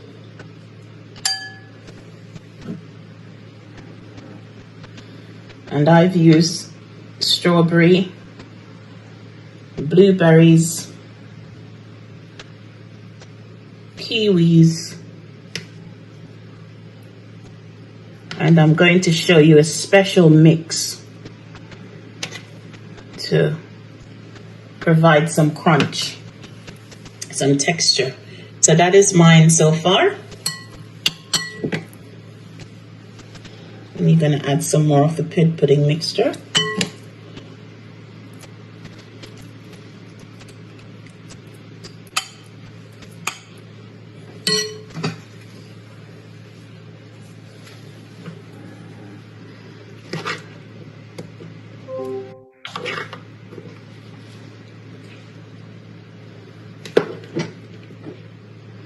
And real simple, nothing technical at all. You want something really delicious to have that takes literally no effort at all. And then we're going to top with this mixture here. And this is a mixture of just coconut, shredded coconut with sunflower seeds, pumpkin seeds, your chia seeds, and also some linseed toasted. And we're just going to top that off. Yeah, with some crunch. And that's all to your dessert. Really yummy dessert. All right. Isn't that fantastic? So as a diabetic, you don't have to go without desserts. Here you had a terrific dessert that you can add. It's healthy, it's plant-based, and it's good for you. So let's move on to our next presenter. Dr. Grace, can you go ahead and share with us in the context of diabetes and in the context of just life, there are certain documents that each of us should have to ensure that our family members are taken care of and we are taken care of as we traverse this land.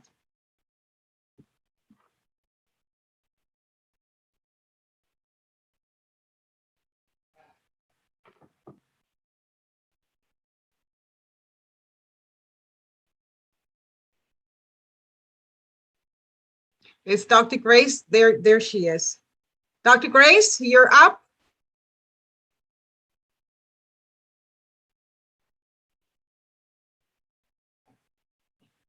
And I think while she's getting ready, Dr. Brathwaite just joined us. We're going to hear from him next. So Dr. Brathwaite, get ready to present in a few. I want to encourage you to give to Guymetro. This afternoon's program was planned in place of our concert so that we can have the opportunity to donate based on our power class and the things that we learned from being here. Guymetro can only exist if you help us achieve our mission. So we encourage you to donate through our Cash App and our PayPal programs so that we can move the mission forward. Good evening, everyone. That pudding looked really delicious, and I'm definitely going to be trying it. Well, thank you so much for inviting me to speak this evening to you on a very important topic. I have been following Guymetro for a number of years, first by invitation from Terrence. We know that Terrence is a person of inclusion. He's always trying to show you a reason why you need to be involved with Guymetro. And I have been a follower for a long time. And now, especially that my sister is leading this group, we are so proud of her and of the work that she is doing and that Guymetro is doing to help continue the support of the people of Guyana and Guyanese here in the US and around the world.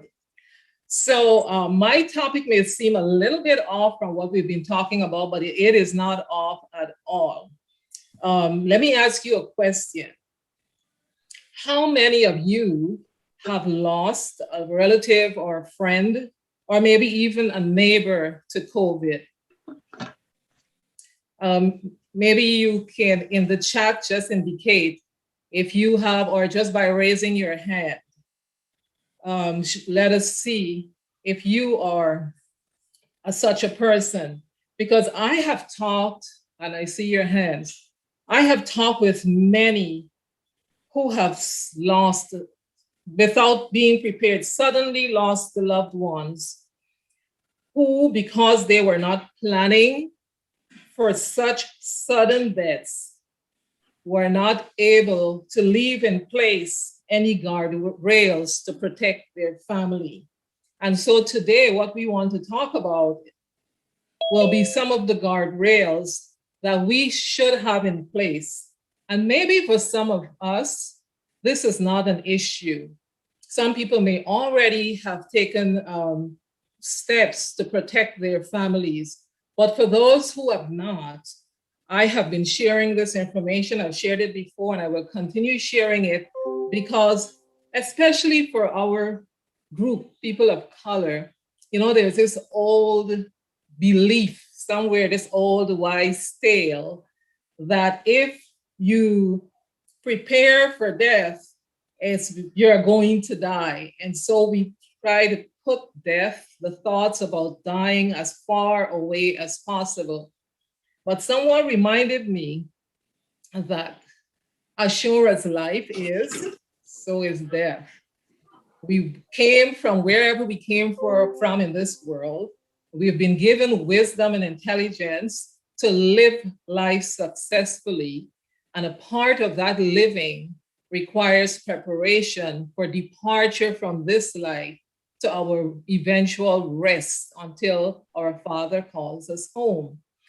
And so, as Proverbs 15:22 reminds us, plans fail for lack of counsel, but with many advisors, plans will succeed. And so I want to share some ways that you can make some plans for successful living for your families after you have departed this life.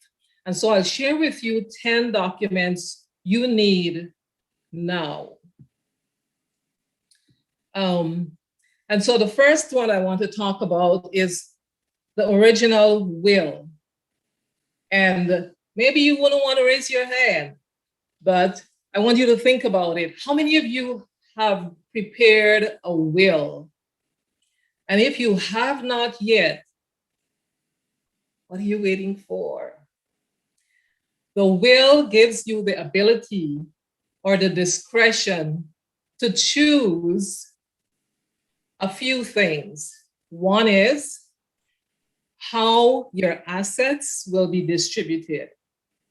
2, who will be the guardians of any minor children you may leave behind. And 3, who will be the executor of your assets? Who will assist with the distribution of assets? We hear it all the time. When there's no will, there's loss of control. Not only do we hear it, we all know of cases where people have passed on and have not left a will, and we see the confusion and the distress that it brings upon families. I was talking with a relative just recently who lost her mom, and she was saying that she thought that she and her brother were really close, but her mom died without a will, and there's been so much chaos between herself and her brother now that they're in court, and they're not even in court about the will, they're in court about fraud and a lot of other things that have come up on account of there not being a will, not of the mom not sharing or not leaving a document that declares how she would like her assets to be distributed. So we need to have that will. And I want to let you know that it's not as complicated. It does not have to be as complicated as it may seem. A will can be a simple document in which you are saying, I have A, B, C, D, and this is how I want A, B, C, D to be distributed. And if you are leaving, if there's a spouse, then you can have the spouse be the executor. You can have the spouse determine further division. So you can leave everything there for the spouse to make the decision. So it really does not have to be complicated, but it is necessary. It will save so many problems so that your relatives will be able to peacefully lay you to rest instead of being so worried and perturbed about how are we going to distribute what is left behind. The next document I want us to look at is the revocable trust. And we don't hear about this often, but this is a document that can be prepared in addition to the will. Now, a will leaves assets, or I should say, a will, the assets in a will are distributed after the testator passes. A revocable trust, on the other hand, can be filled with assets that can be distributed at any time in the process, even before the passing. Let me give you an example. Let's say there's a parent has a minor child and wants to leave a gift for the child. The parent can go to the bank and create an account in trust for the child, so that whatever in the account can go to the child. The parent can say, I in trust for the child when the child becomes 21, or when the child becomes 30, or when the child finishes college, or whatever is the requirement that will please that parent. And so that's one way that a trust can be created. And it's revocable because it's possible that you can change it at any point. You have the ability to change that trust. There are various types of trust. But I just want to point out to you that it's possible that you can create that trust. What that trust does is it keeps certain things out of the will. So rather than having to wait for the will to be probated by the court, when a relative passes, if money is left in trust for a specific person, that person can go directly to the bank or whoever is the holder of the trust and claim that those funds, maybe those funds can even be used for the burial of the deceased. And so whatever is in the trust is kept out of the will, and therefore there's not a need to wait for the probating of a will. The next document we're going to look at is what is called a letter of instruction. And this can also be called an addendum or a supplement to the will. And in this document, you are leaving instructions for the executor. So you're letting the executor know who your attorney is, who your accountant is, financial advisor, maybe who your pastor is, who is the pastor that you want to perform the service as you are celebrated or as you are buried. And you can leave that either the same place you leave the will, or you can leave it in a place where you know it will be found, in a Bible, in a safety deposit box, someplace where it can be found. That's called a letter of instruction. And as I said, it can simply be an addendum to the will. The fourth document is the durable financial power of attorney. And we know that wealthy people have these.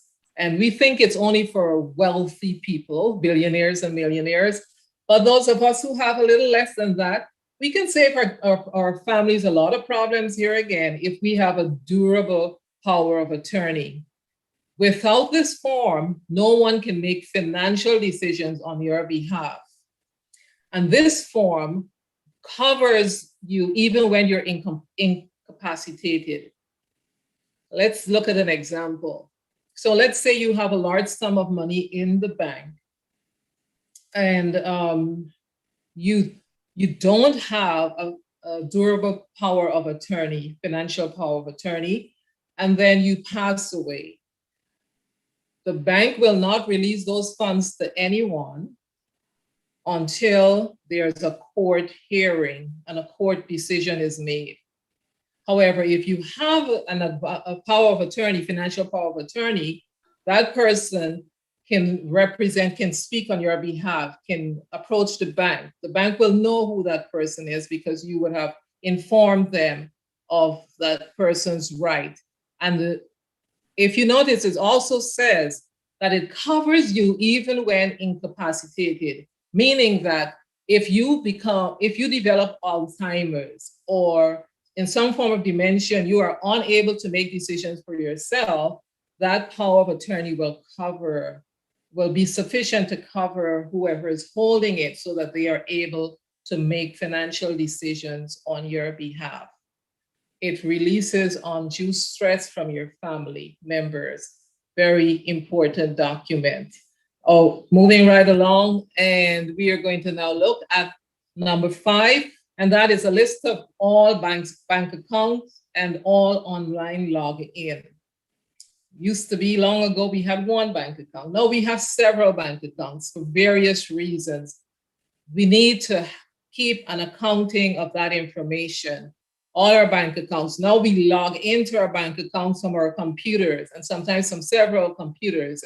And so we need to have a list of that information. All our bank accounts listed in a safe place, all the login information about how to get into your various online accounts where you shop and where you do business, even the social media accounts. This information needs to be in a safe place where it can be accessed. And number 6, a list of any safety deposit boxes that you may own. You should register, this should be registered. You should include your children and your spouse in that information. You should make them signatories so that they can have access if you are deceased. And also they should know where to find the keys, where to access the keys for the safety deposit boxes that you own. And on to the 7th form. We talked earlier about the durable financial power of attorney. Now we're talking about the durable healthcare power of attorney. Designate someone to make healthcare decisions if you're incapacitated. We know this is almost a no-brainer, but yet there are many people who have not done that as yet. Do not wait until you get sick. We just don't know what level of sickness will come upon you and whether you're going to be able to even speak. So designate someone, make a record of it, place it in some place where it's accessible, and don't make this the error of not having this information. Most states have a standard form that can be used. Also, hospitals have these forms. So go ahead and download the form from your state office website, the Department of State for your particular state, and complete that form, have it signed, notarized, whatever is required, and keep it on record where it can be found. And that's your durable healthcare power of attorney. Form 8 is designate someone to share healthcare decisions if you're incapacitated. So you should have someone designated to share that information. We, as a family, we had a severe loss in our family. We lost our mom a few years ago, and we were faced with having to make serious decisions for her, and it challenged us in a lot of ways. And so I hope that you will not have to face some of what we had to face in terms of having to make decisions to someone, not knowing what they would desire because we don't have the appropriate documents completed. Make sure you provide contact information for your insurance company, important medical personnel. You should know, make a record of who your doctor is, who, specialists in the various fields for your health care. And this can be done together with the power of attorney. complete this document, keep it on record. And then the 9th document is a living will. And we refer to this often like as a DNR. But a living will is a way of letting our families know what decisions we want to make if we encounter a serious illness. Do we want to be resuscitated? Do we want to die out, experience a natural death? Do you want palliative care? What about if you were placed on life support? These are what we call end-of-life decisions. We have the opportunity now to make these decisions, especially if we have young children. It helps to relieve a lot of the stress if they know that the decisions they're making on behalf of their parents are the wishes of their parents or the wishes of your spouse and or your child. And so I encourage you to proceed. Put away the fear and the anxieties and think that when we prepare for anything, including death, it relieves those of our relatives and friends who have to play such an important part in placing us to rest. It relieves them of the stress of, and so I encourage you to prepare these documents, have them ready. God gives us wisdom to make plans. And he says in Proverbs 16:3 that when we make plans, he approves the plans. And there are times when he may disapprove of our plans, but one thing is sure is that when we do not make a plan, there can be no decision. We wouldn't know what he approves us of, and we wouldn't know what he disapproves of if we do not make plans. And as one of the speakers said earlier, where there is no plan, where there is no vision, people perish, people become overwhelmed, people are not able to cope. So I encourage you to make plans for your future and allow God to bless those plans. Thank you for the opportunity to present. Thank you so much, Dr. Grace. This is such valuable information. And I know you're receiving a lot from being here.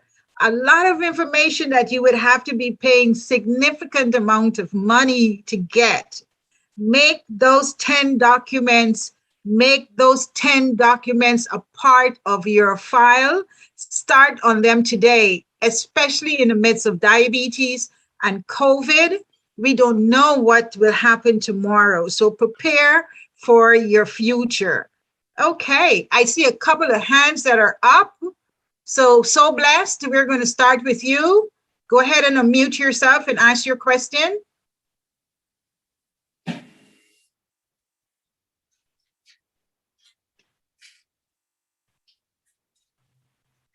Okay, I'm not hearing a response. Are you there? All right, so we'll move along and go to Dr. Brathwaite. Dr. Brathwaite has joined us to share with us some information on our response to the COVID vaccine, or the 7-day Adventist response to the COVID vaccine, especially again in the context of diabetes and other conditions that we may face. Dr. Brathwaite, are you ready to present? Yes, I'm ready. There you go. Okay. I'm going to have more of a discussion than a formal presentation. So here we go. Good evening, everyone. The subject is, what is the Adventist attitude in response to COVID-19? This presentation is informed by the guidance presented by the General Conference, is informed by what we know about the attitude of the Adventist healthcare system towards COVID and vaccine. It is also informed by some discussions with some healthcare providers, Adventist healthcare providers, and is also informed by discussions with church members and a survey that was sent out from the North American Division to selected churches and conferences. And so that's the basis on which I can form a conclusion. And my opening statement is simply this: what we are witnessing today regarding Adventist attitude toward COVID, what we are witnessing today are echoes of the smallpox era. So one can go back to the Adventist attitude towards the smallpox and contrast that with the Adventist attitude towards the COVID-19. So if we establish that there are echoes of the smallpox, this is going to bring us into the discussion relative to E.G. White's position during the smallpox pandemic. And then we can advance and say, well, so what about COVID-19? It's interesting to know that regarding COVID-19, some Adventists have come up with the idea that one can embed in the vaccine something that will change the DNA. That's one idea that has been floated among Adventists, but not just Adventists, but also non-Adventists, but that something can be embedded in the vaccine that would change the DNA. So there's a hesitancy to get the vaccine, to inject the vaccine. And the other one is that it is receiving the mark of the beast. Those are two ideas that have been commented on by the Adventist Review. What about back to the era of the smallpox, which laid the foundation for the Adventist position relative to COVID-19? Back in the day, E.G. White, she called the question of the vaccine in the context of COVID, of smallpox, perplexing. And we can say today, in the era of COVID, that the question of vaccines is also perplexing. In answer to the question about early Adventists and their thought on medicine, she didn't have, that is, E.G. White didn't have clear divine revelations on vaccines, but she had in terms of the whole concept of health, whole health, healthy lifestyle, and so on. And as she was watching the discussion, and the people were kind of negative about it for a while. Adventists, some Adventists were negative about smallpox. But later, as the vaccine had less complications, because in initial stages of the smallpox, there were complications. And so there was more safety connected with the vaccine then.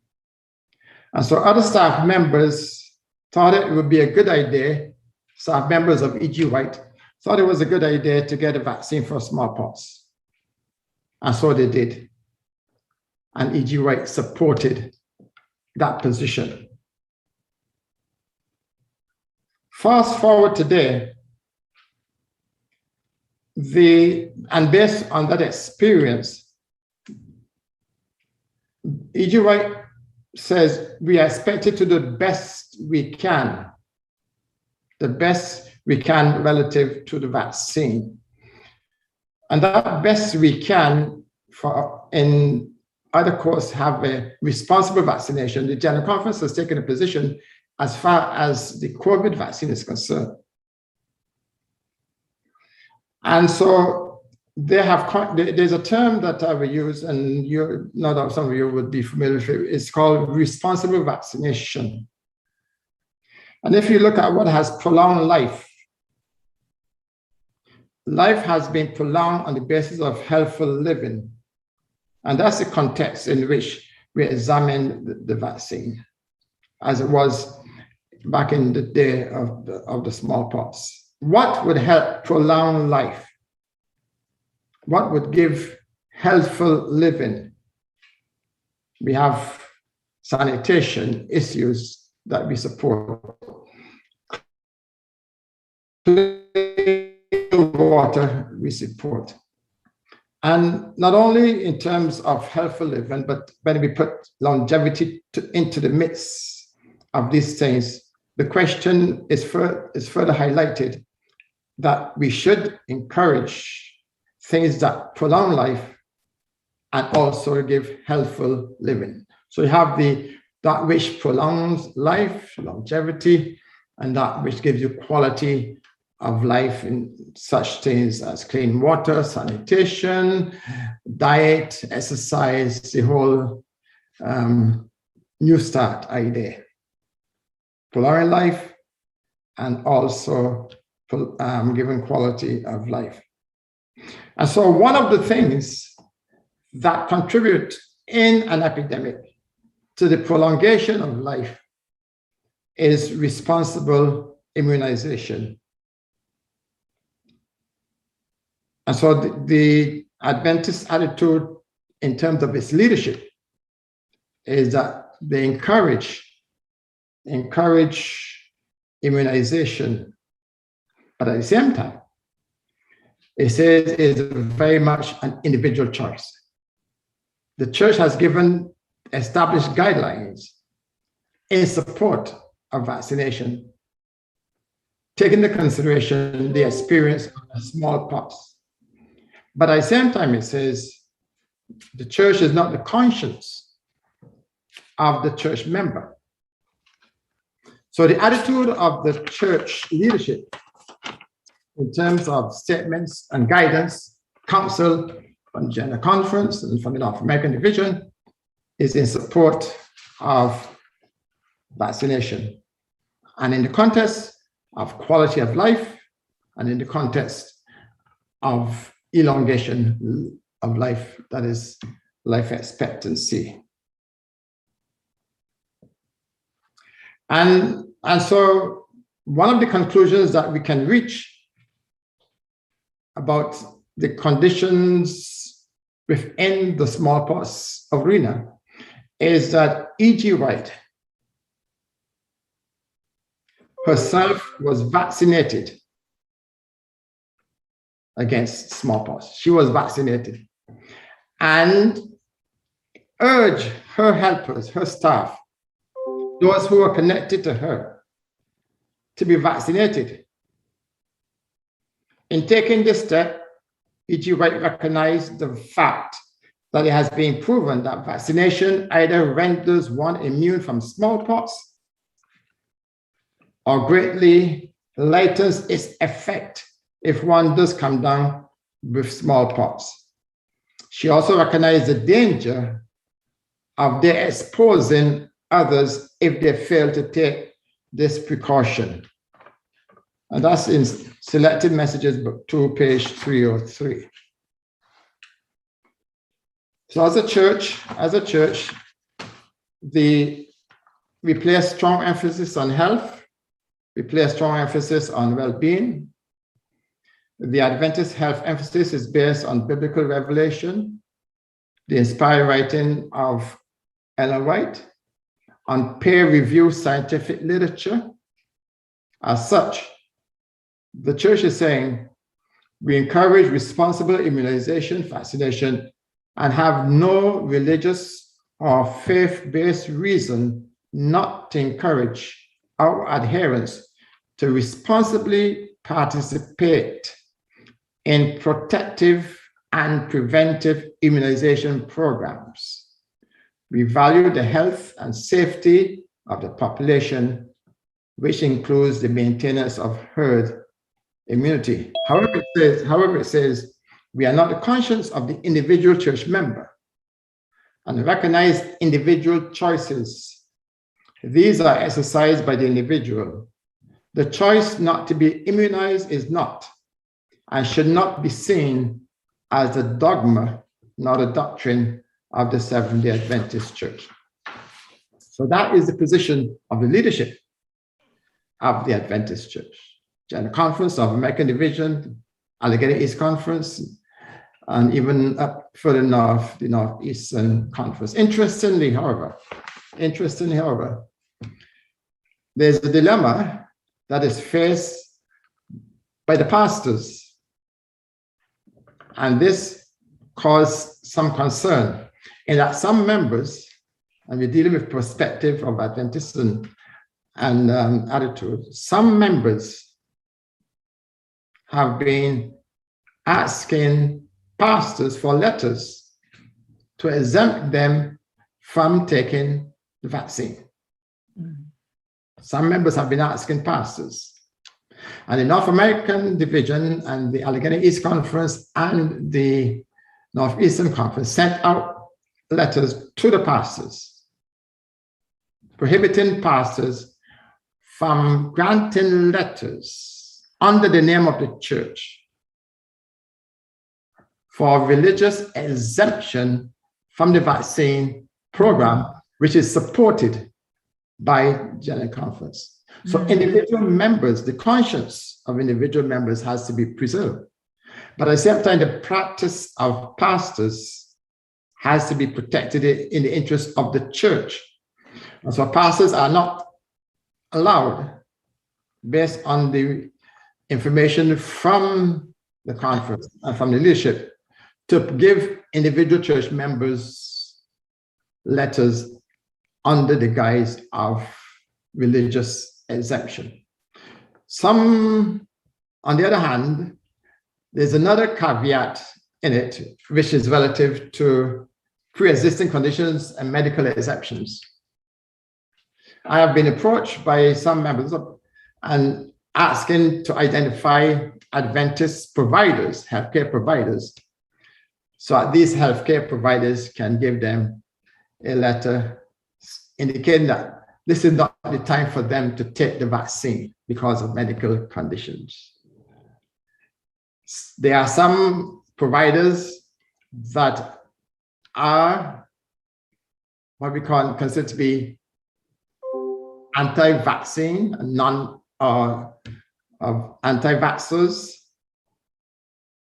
or they themselves prefer not to take the vaccine.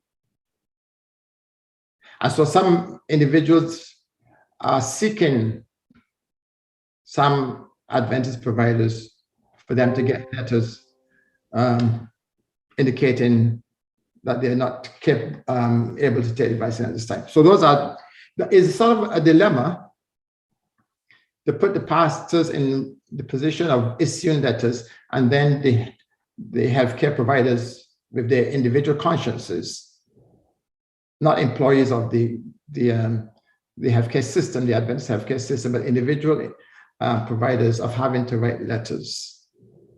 That's what we are witnessing today, as was evident in, let's say, 1905 in E.G. White's time.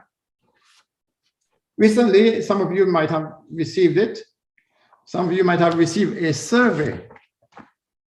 Recently, a survey, and I got a copy of the survey asking to fill it out. And some from the North American Division, from selected conferences and unions and selected churches within the conferences and unions. So members, individual members can now complete the survey. It is entitled Adventist Perspectives on COVID-19. I don't know how many of you in the audience have received a copy of that survey, but I receive and I fill it out. And some of the questions are interesting. One question is, and for those who have not yet received it, but this is of interest since we are discussing the Adventist attitude towards COVID-19, and which are echoes of what happened during the smallpox era and the guidance of the church through the General Conference and the division and the conferences. So to the individual church member now, he asked the question, does I say I have 5 more minutes? Good. 3 more minutes. 3 more? Okay. Well, if you have questions, then I could wrap it up in 1 minute. It asks the question, have you already received a vaccine? So this is the first, let's say, study or quantitative study relative to the Adventist attitude. There were observations and there were comments and so on, discussions. But this is it's supposed to be a quantitative study, which should be giving us some data towards the end of the year. So one question is, have you already received a vaccine for COVID-19? What is the main reason you have not received the vaccine? If you have not received it, how likely are you to get the vaccine sometime in the future? How likely would you be to get the vaccine if you understood more about its safety and side effects? How likely are you to get the vaccine if your doctor recommends it? And how likely are you to get the vaccine if a family member urges you to do so? And if you have received a vaccine for COVID-19, do you experience any side effects? And then they ask you about your opinion about mask wearing or your practice of mask wearing, social physical distancing, and also how useful are vaccines in preventing the spread of COVID-19. It is hoped that by the end of the year, or even earlier, the results of that survey, I think could be considered to be the first survey. I'm sure what is being studied by Loma Linda relative to vaccine attitude or by any of the other universities about vaccine attitude, but we are certainly since I'm director of the Office of Minority Health and Health Disparities at the Maryland Department of Health, we ourselves will be conducting some studies about the attitude of minorities who are resistant towards and trying to find some answers. I hope, therefore, that this presentation about the attitude of Adventists, which is a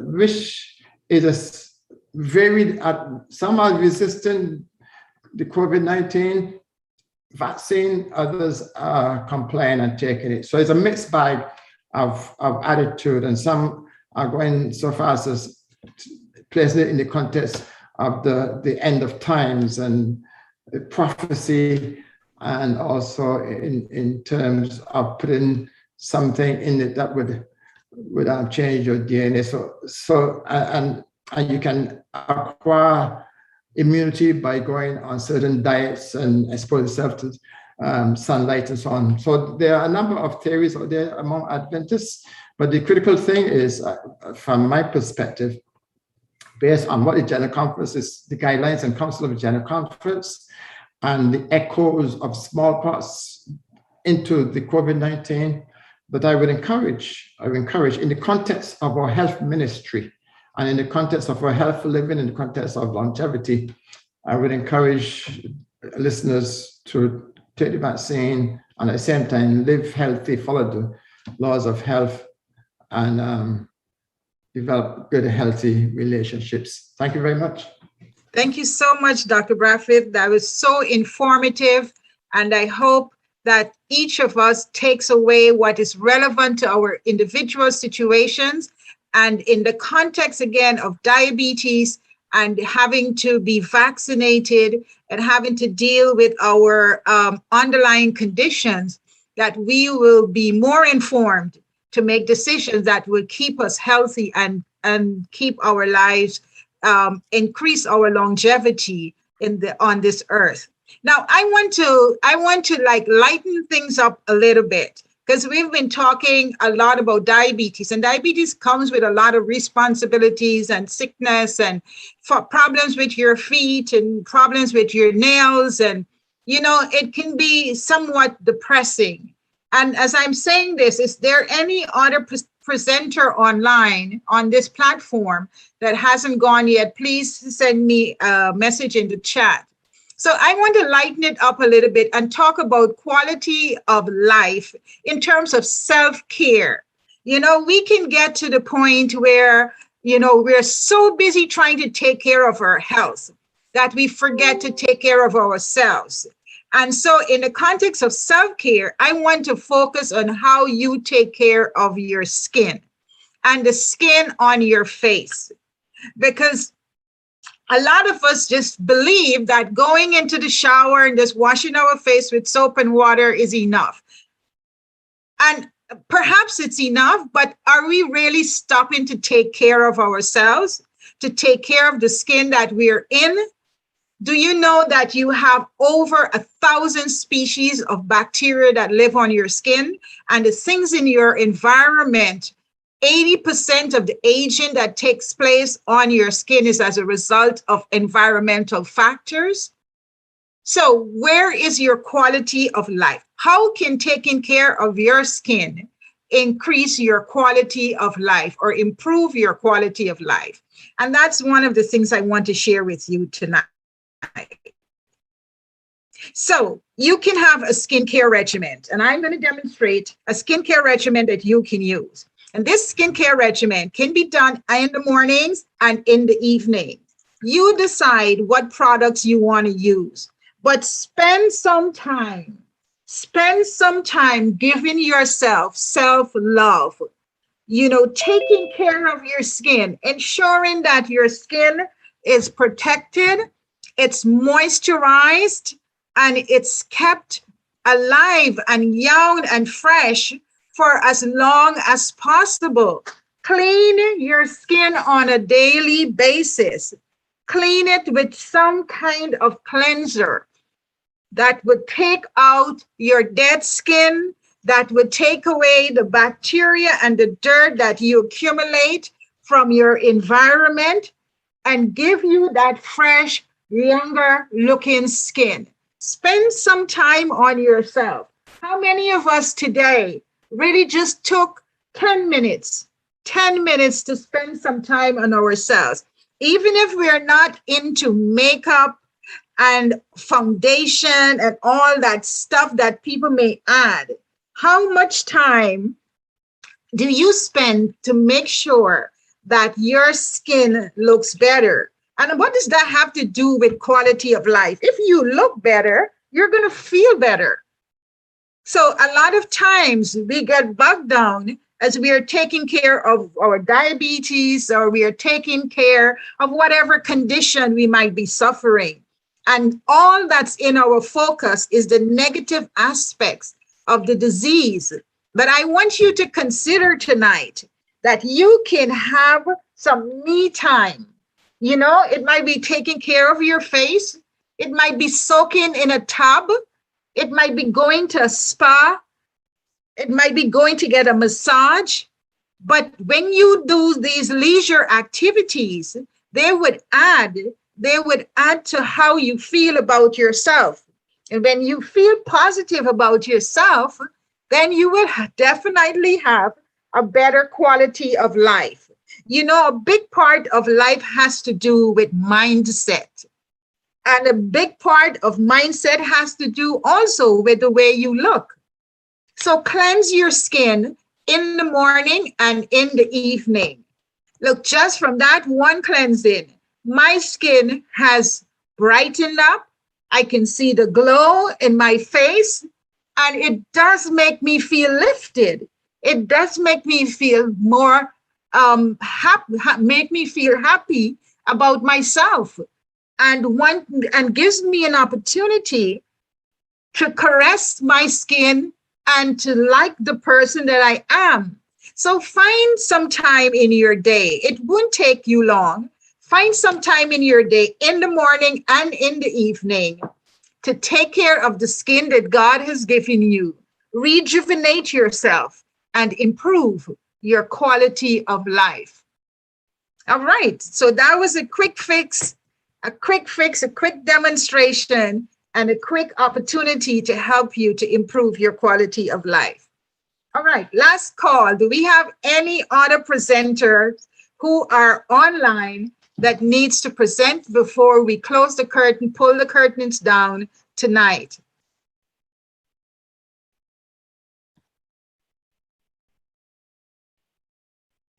Oh, yes, Dr. Branswell is here with us as well, our final presenter for tonight. Dr. Branswell is going to speak to us, and we really, really want to hear from him because he has such important information to share with us tonight. Welcome to the forum. Welcome to this platform, and the stage is yours. Go right ahead. Thank you very much. Pardon me for laughing. That what you just did as a sort of a little bit of a break there in the serious discussions was quite helpful. What was the name of that the condition they use there, I want to jot that down. Oh, this is the TimeWise Miracle Set 3D. TimeWise Miracle Set. Okay. Yes. Gotta keep TimeWise Miracle Set. Thank you very much, and thank you for inviting me. I'm sorry, I may have gotten your name wrong. Ma'am, I appreciate all of you, and I've really enjoyed the day from early on to right now, so I really appreciate it. And I hope that what I present here, and I'll try to be cognizant of the time here, not take too long, will be helpful, at least in some food for thought about ways that might help a country like Guyana, which is maybe doesn't have the same resources as a lot of other countries, but it's also hopefully applicable to people who need mental health care any place. There's an article that was written in the Guyana Chronicle, May 30th, 2020, and the author said, among other things, despite an increase in mental health services there in Guyana, quote, we are still under-equipped to adequately manage the number of cases we actually have in Guyana if everyone affected were to seek help. So something very important there is that, first of all, he's suggesting that people there often don't seek help, and that's not surprising. That's the case with mental health anywhere. And also that they will be under-equipped. And that's probably just about everywhere too. I don't think there's any place in the world that has enough mental health providers, even a place like Switzerland, which has an enormous number, that maybe could help everyone who actually might seek help. That says something about the number of people that suffer with mental illness and that don't seek help for various reasons. And part of what I would suggest here is that in this talk about psychiatry and its identity crisis, and some thoughts about that, is that this crisis brings an opportunity for us to do some work that's still in really its infancy of treatment, infancy of being used, that actually might help folks who would otherwise not come out for mental health care. So that I hope will be interesting to you. A text I'd like to read as we consider helping others, and that's what I'm certainly understanding Guymetro to do, is found in Matthew chapter 25, verse 31 through just 34. And it says, when the Son of Man comes in his glory and all the holy angels with him, then he will sit on the throne of his glory. All the nations will be gathered before him, and he will separate them one from another, as a shepherd separates his sheep from the goats. And he'll set the sheep on his right hand, but the goats on the left. Then the king will say to those on his right hand, come, you blessed of my Father, inherit the kingdom prepared for you from the foundation of the world. For I was hungry, and you gave me food. I was thirsty, and you gave me drink. I was a stranger, and you took me in. I was naked, and you clothed me. I was sick, and you visited me. I was in prison, and you came to me. And obviously, you know that the Lord says the converse of those who, the goats who did not come and minister to him. So let me share just a few thoughts. Again, I'll try to be cognizant of the time here. The scope of the problem of mental health, that's pretty obvious. We know that's an extraordinary problem around the world. According to the Global Burden of Disease Study, and it refers to in 2017 that 10.7% of the global population lived under a mental health disorder. That's 792 million people in the world. If you add to that substance abuse, that would be 970 million. Yet this is not something that we think about a lot. It's sort of a hidden disease in a lot of ways and still a lot of stigma. By contrast, and these folks certainly need the help, as we know these days, but according to the United Nations High Commissioner for Refugees, there are about 82.4 million refugees, people and internally displaced people and so forth. So you see this, I mean, as much as those folks need help, and I'm here at McGuire Air Force Base this evening, where a lot of refugees or evacuees are taken. As important as that issue is, I'm glad it's being highlighted, you have this magnifold, this multitude of difference for people who suffer chronically that the world just doesn't look at very carefully. The state of psychiatry in regard to its identity has been talked about quite a bit. One set of authors in 1979 said, psychiatry has several partial identities reflecting partial identities, so not full identity, but partial identities reflecting its biologic, psychoanalytic, and social subspecialties. And one of the suggestions that they make is that there needs to be a use of psychology or psychiatric knowledge, use of knowledge outside of psychiatry.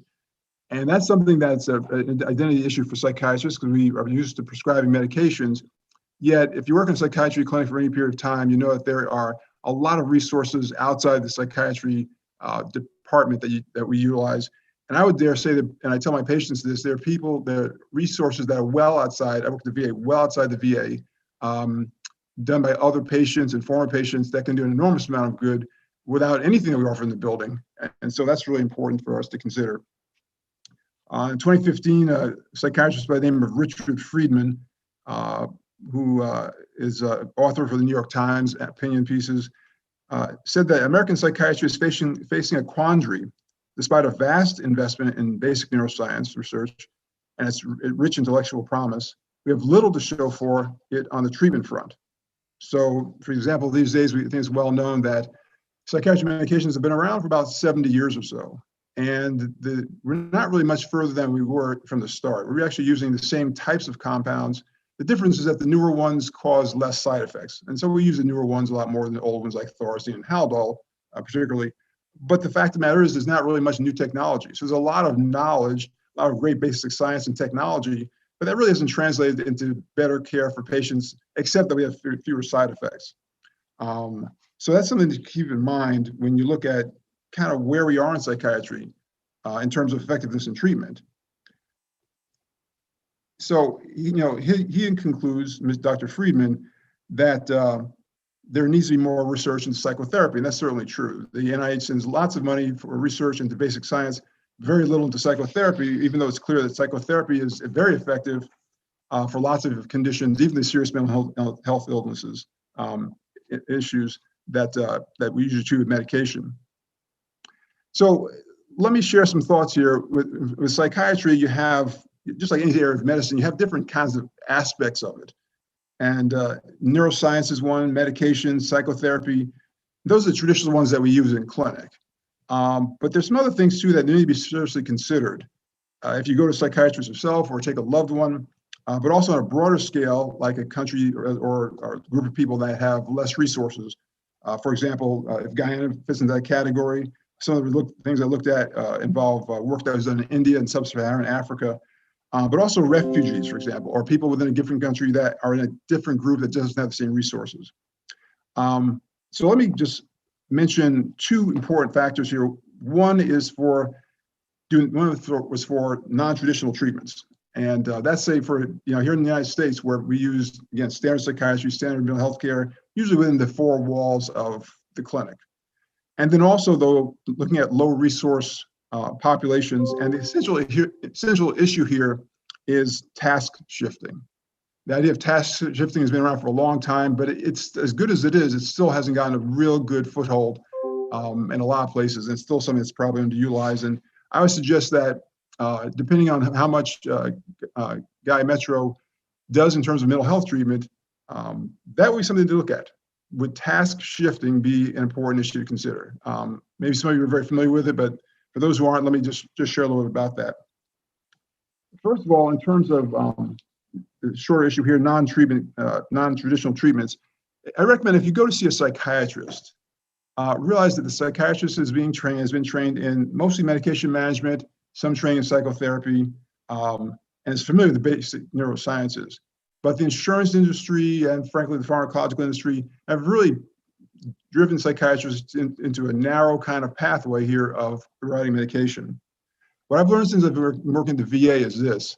I use PTSD as an example. There are excellent therapies that are very low tech and that are done by people outside the VA.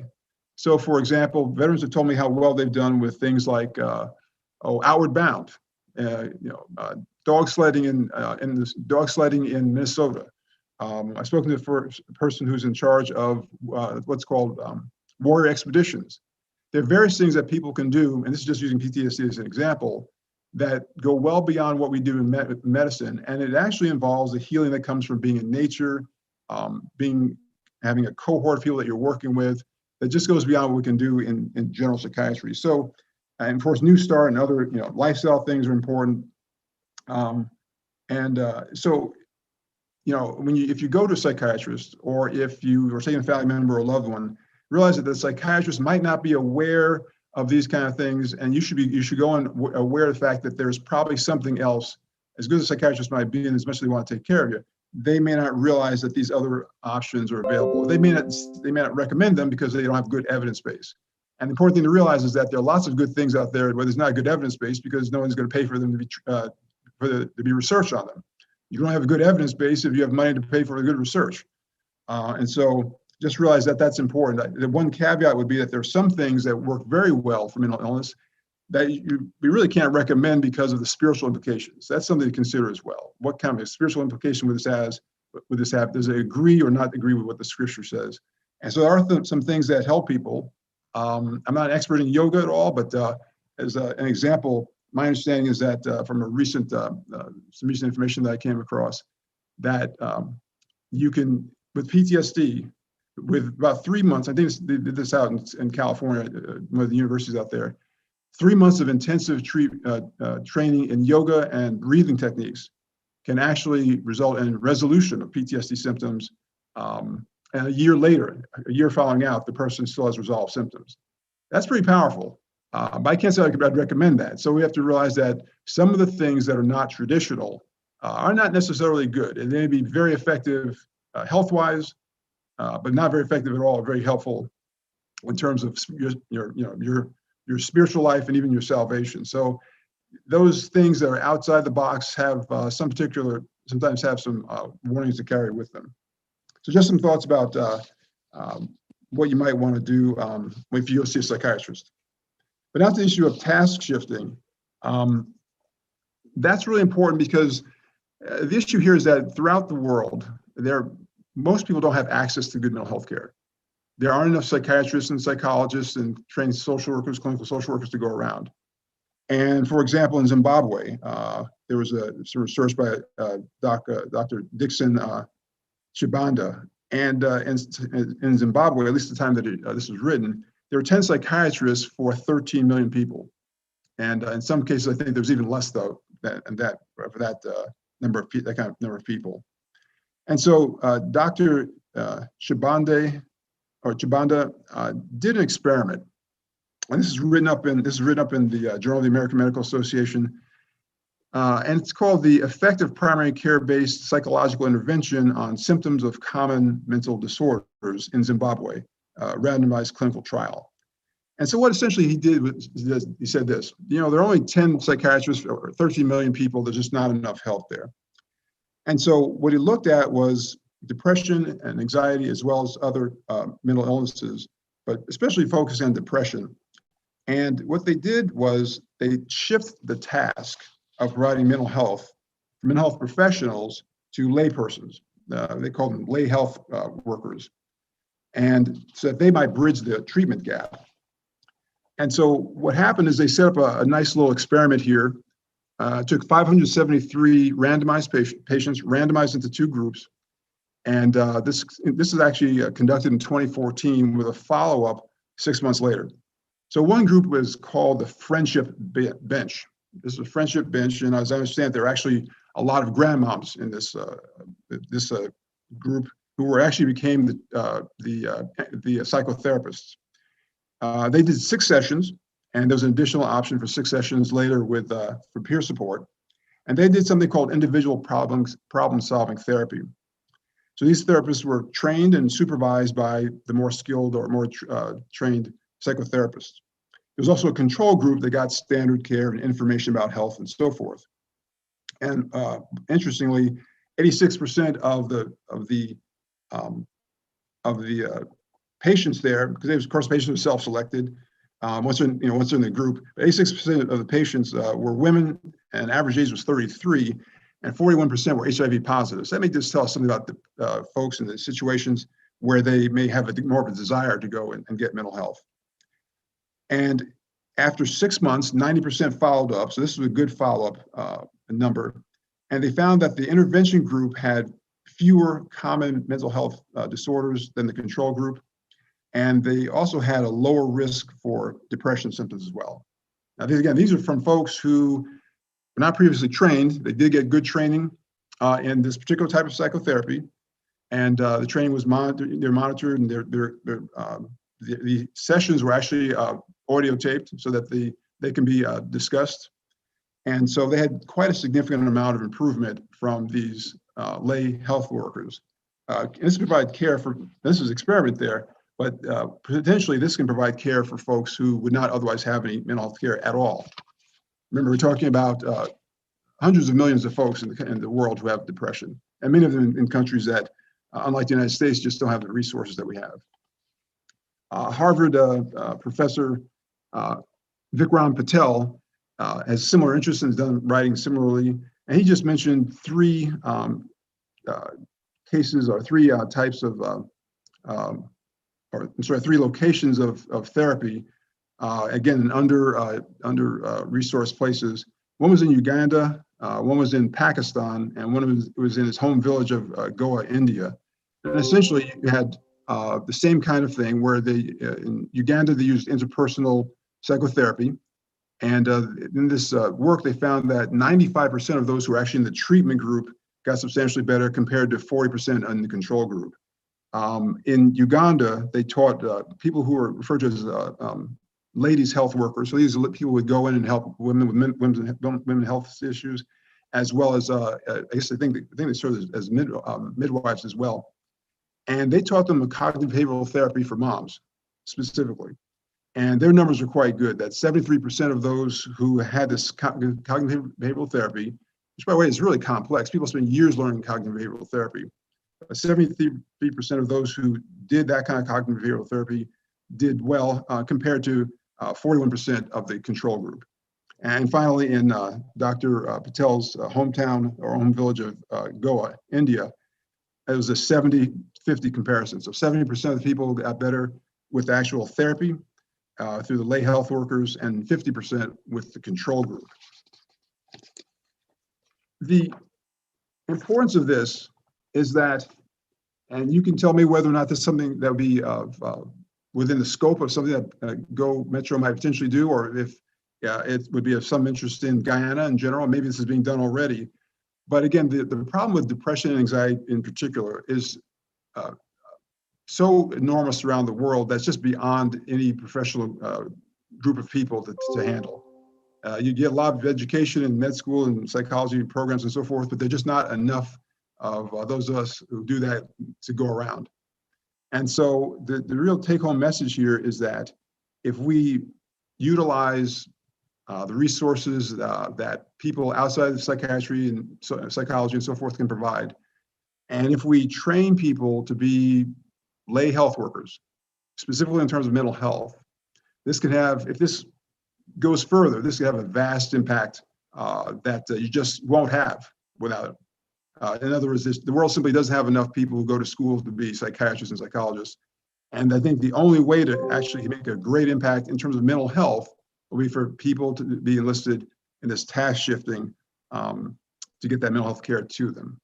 So that is essentially what I wanted to say. And I hope that this has been at least informative, and I think it's potentially applicable if the desire and efforts there and the resources there to train people.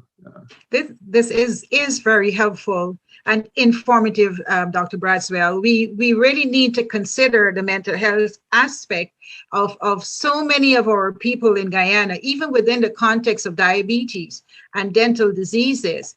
And we are going to be calling on you to help support us as we venture into this new area where there's such a high and significant need among our people. Suicide rates are very, very high in Guyana.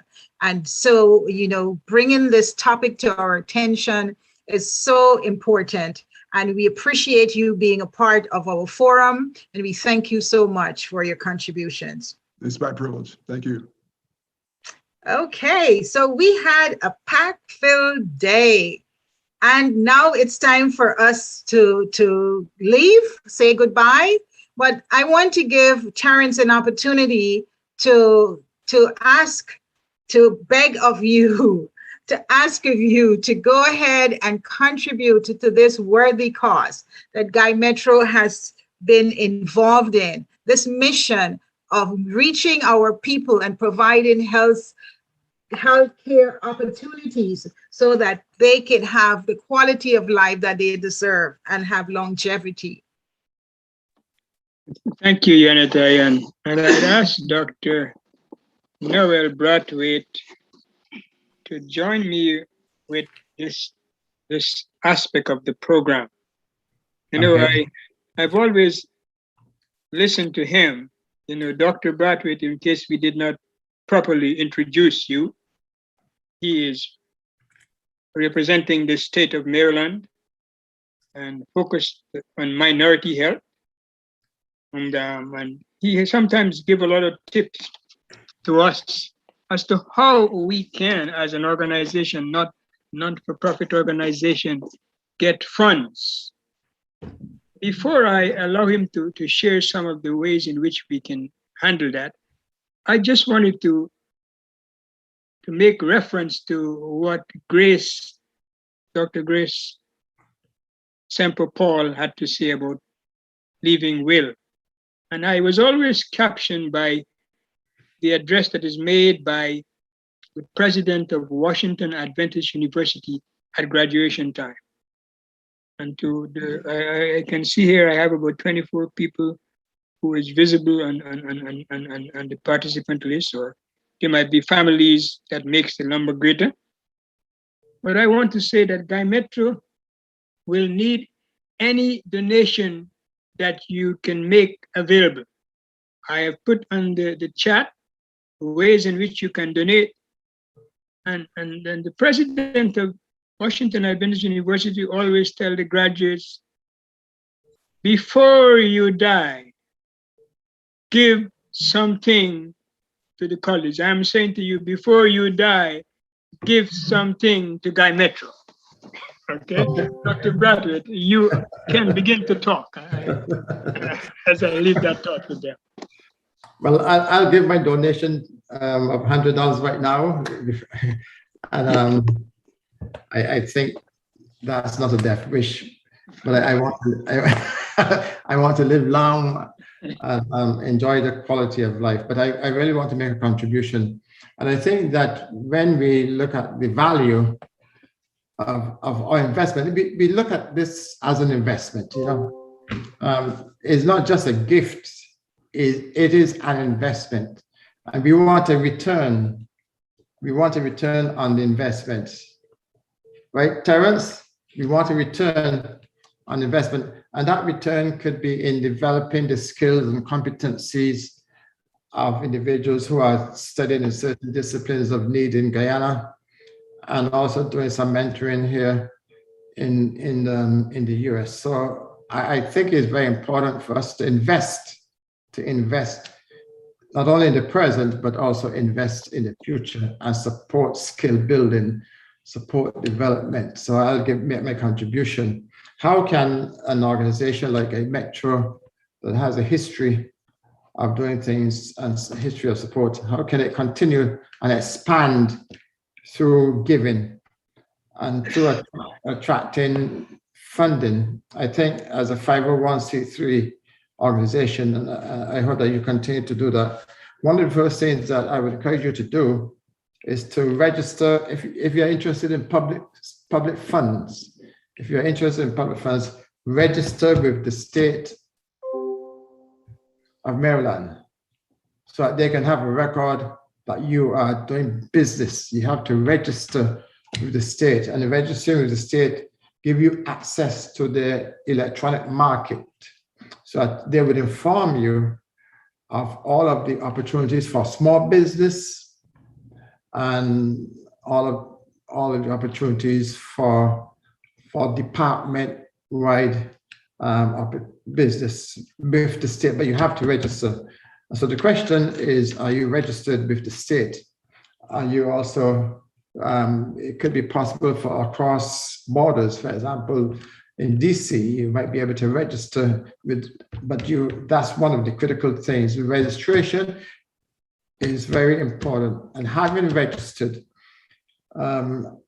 you have a business plan. What is your business plan? What are the top 3 areas of business? Just like you have product, what are your top product lines? I think Yonette introduced a product line just now in terms of skincare. So what are your top 3 product lines that you can advertise as your top prioritized areas? And then you go after grants that are focusing on those prioritized areas. Your product, these are your products. You can develop skills and competencies within those product lines, and then you can write grants and attract business. But I think those are top 3 strategies that must be used. Of course, the basic thing is that they are consistent with your strategic plan. That is, you have a strategic plan, and because that's one of the things that they're going to look for. Are these product lines consistent with your strategic plan, your 2 or 3 or 5-year strategic plan, with your top product lines? And then given, I think, would be consistent with your strategic plan and your product line, your expertise.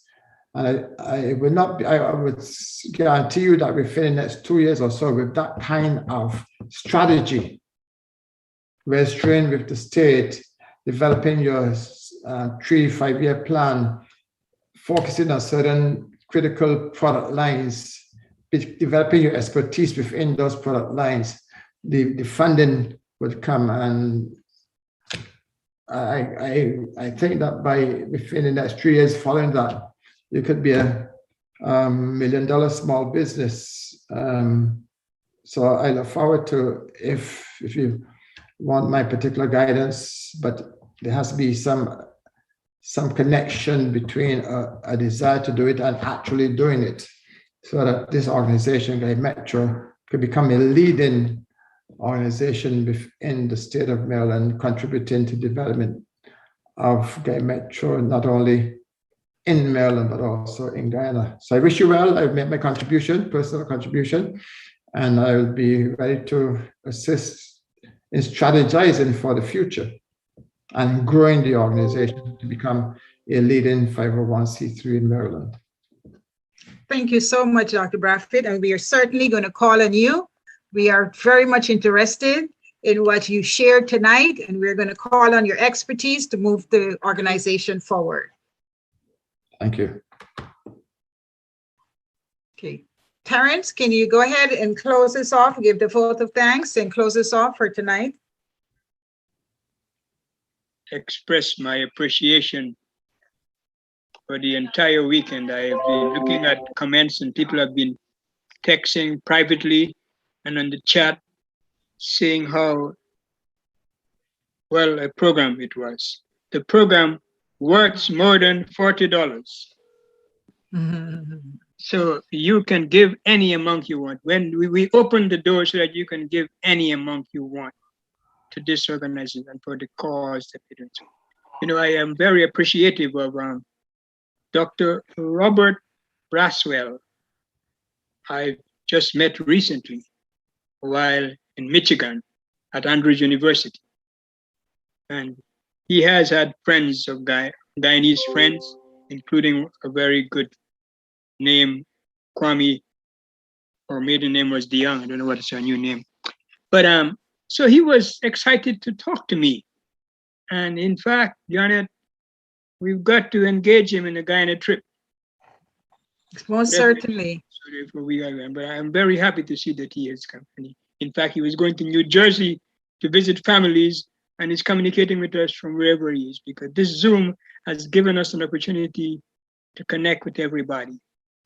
And I am happy for this work we've done here. And I must say thanks to all who participated and all who came on board. And I want you guys to give great encouragement to this current president that has a lot of energy, but a lot of responsibilities. She's engaged in a lot of things, but she's a think tank. That's how I put it over.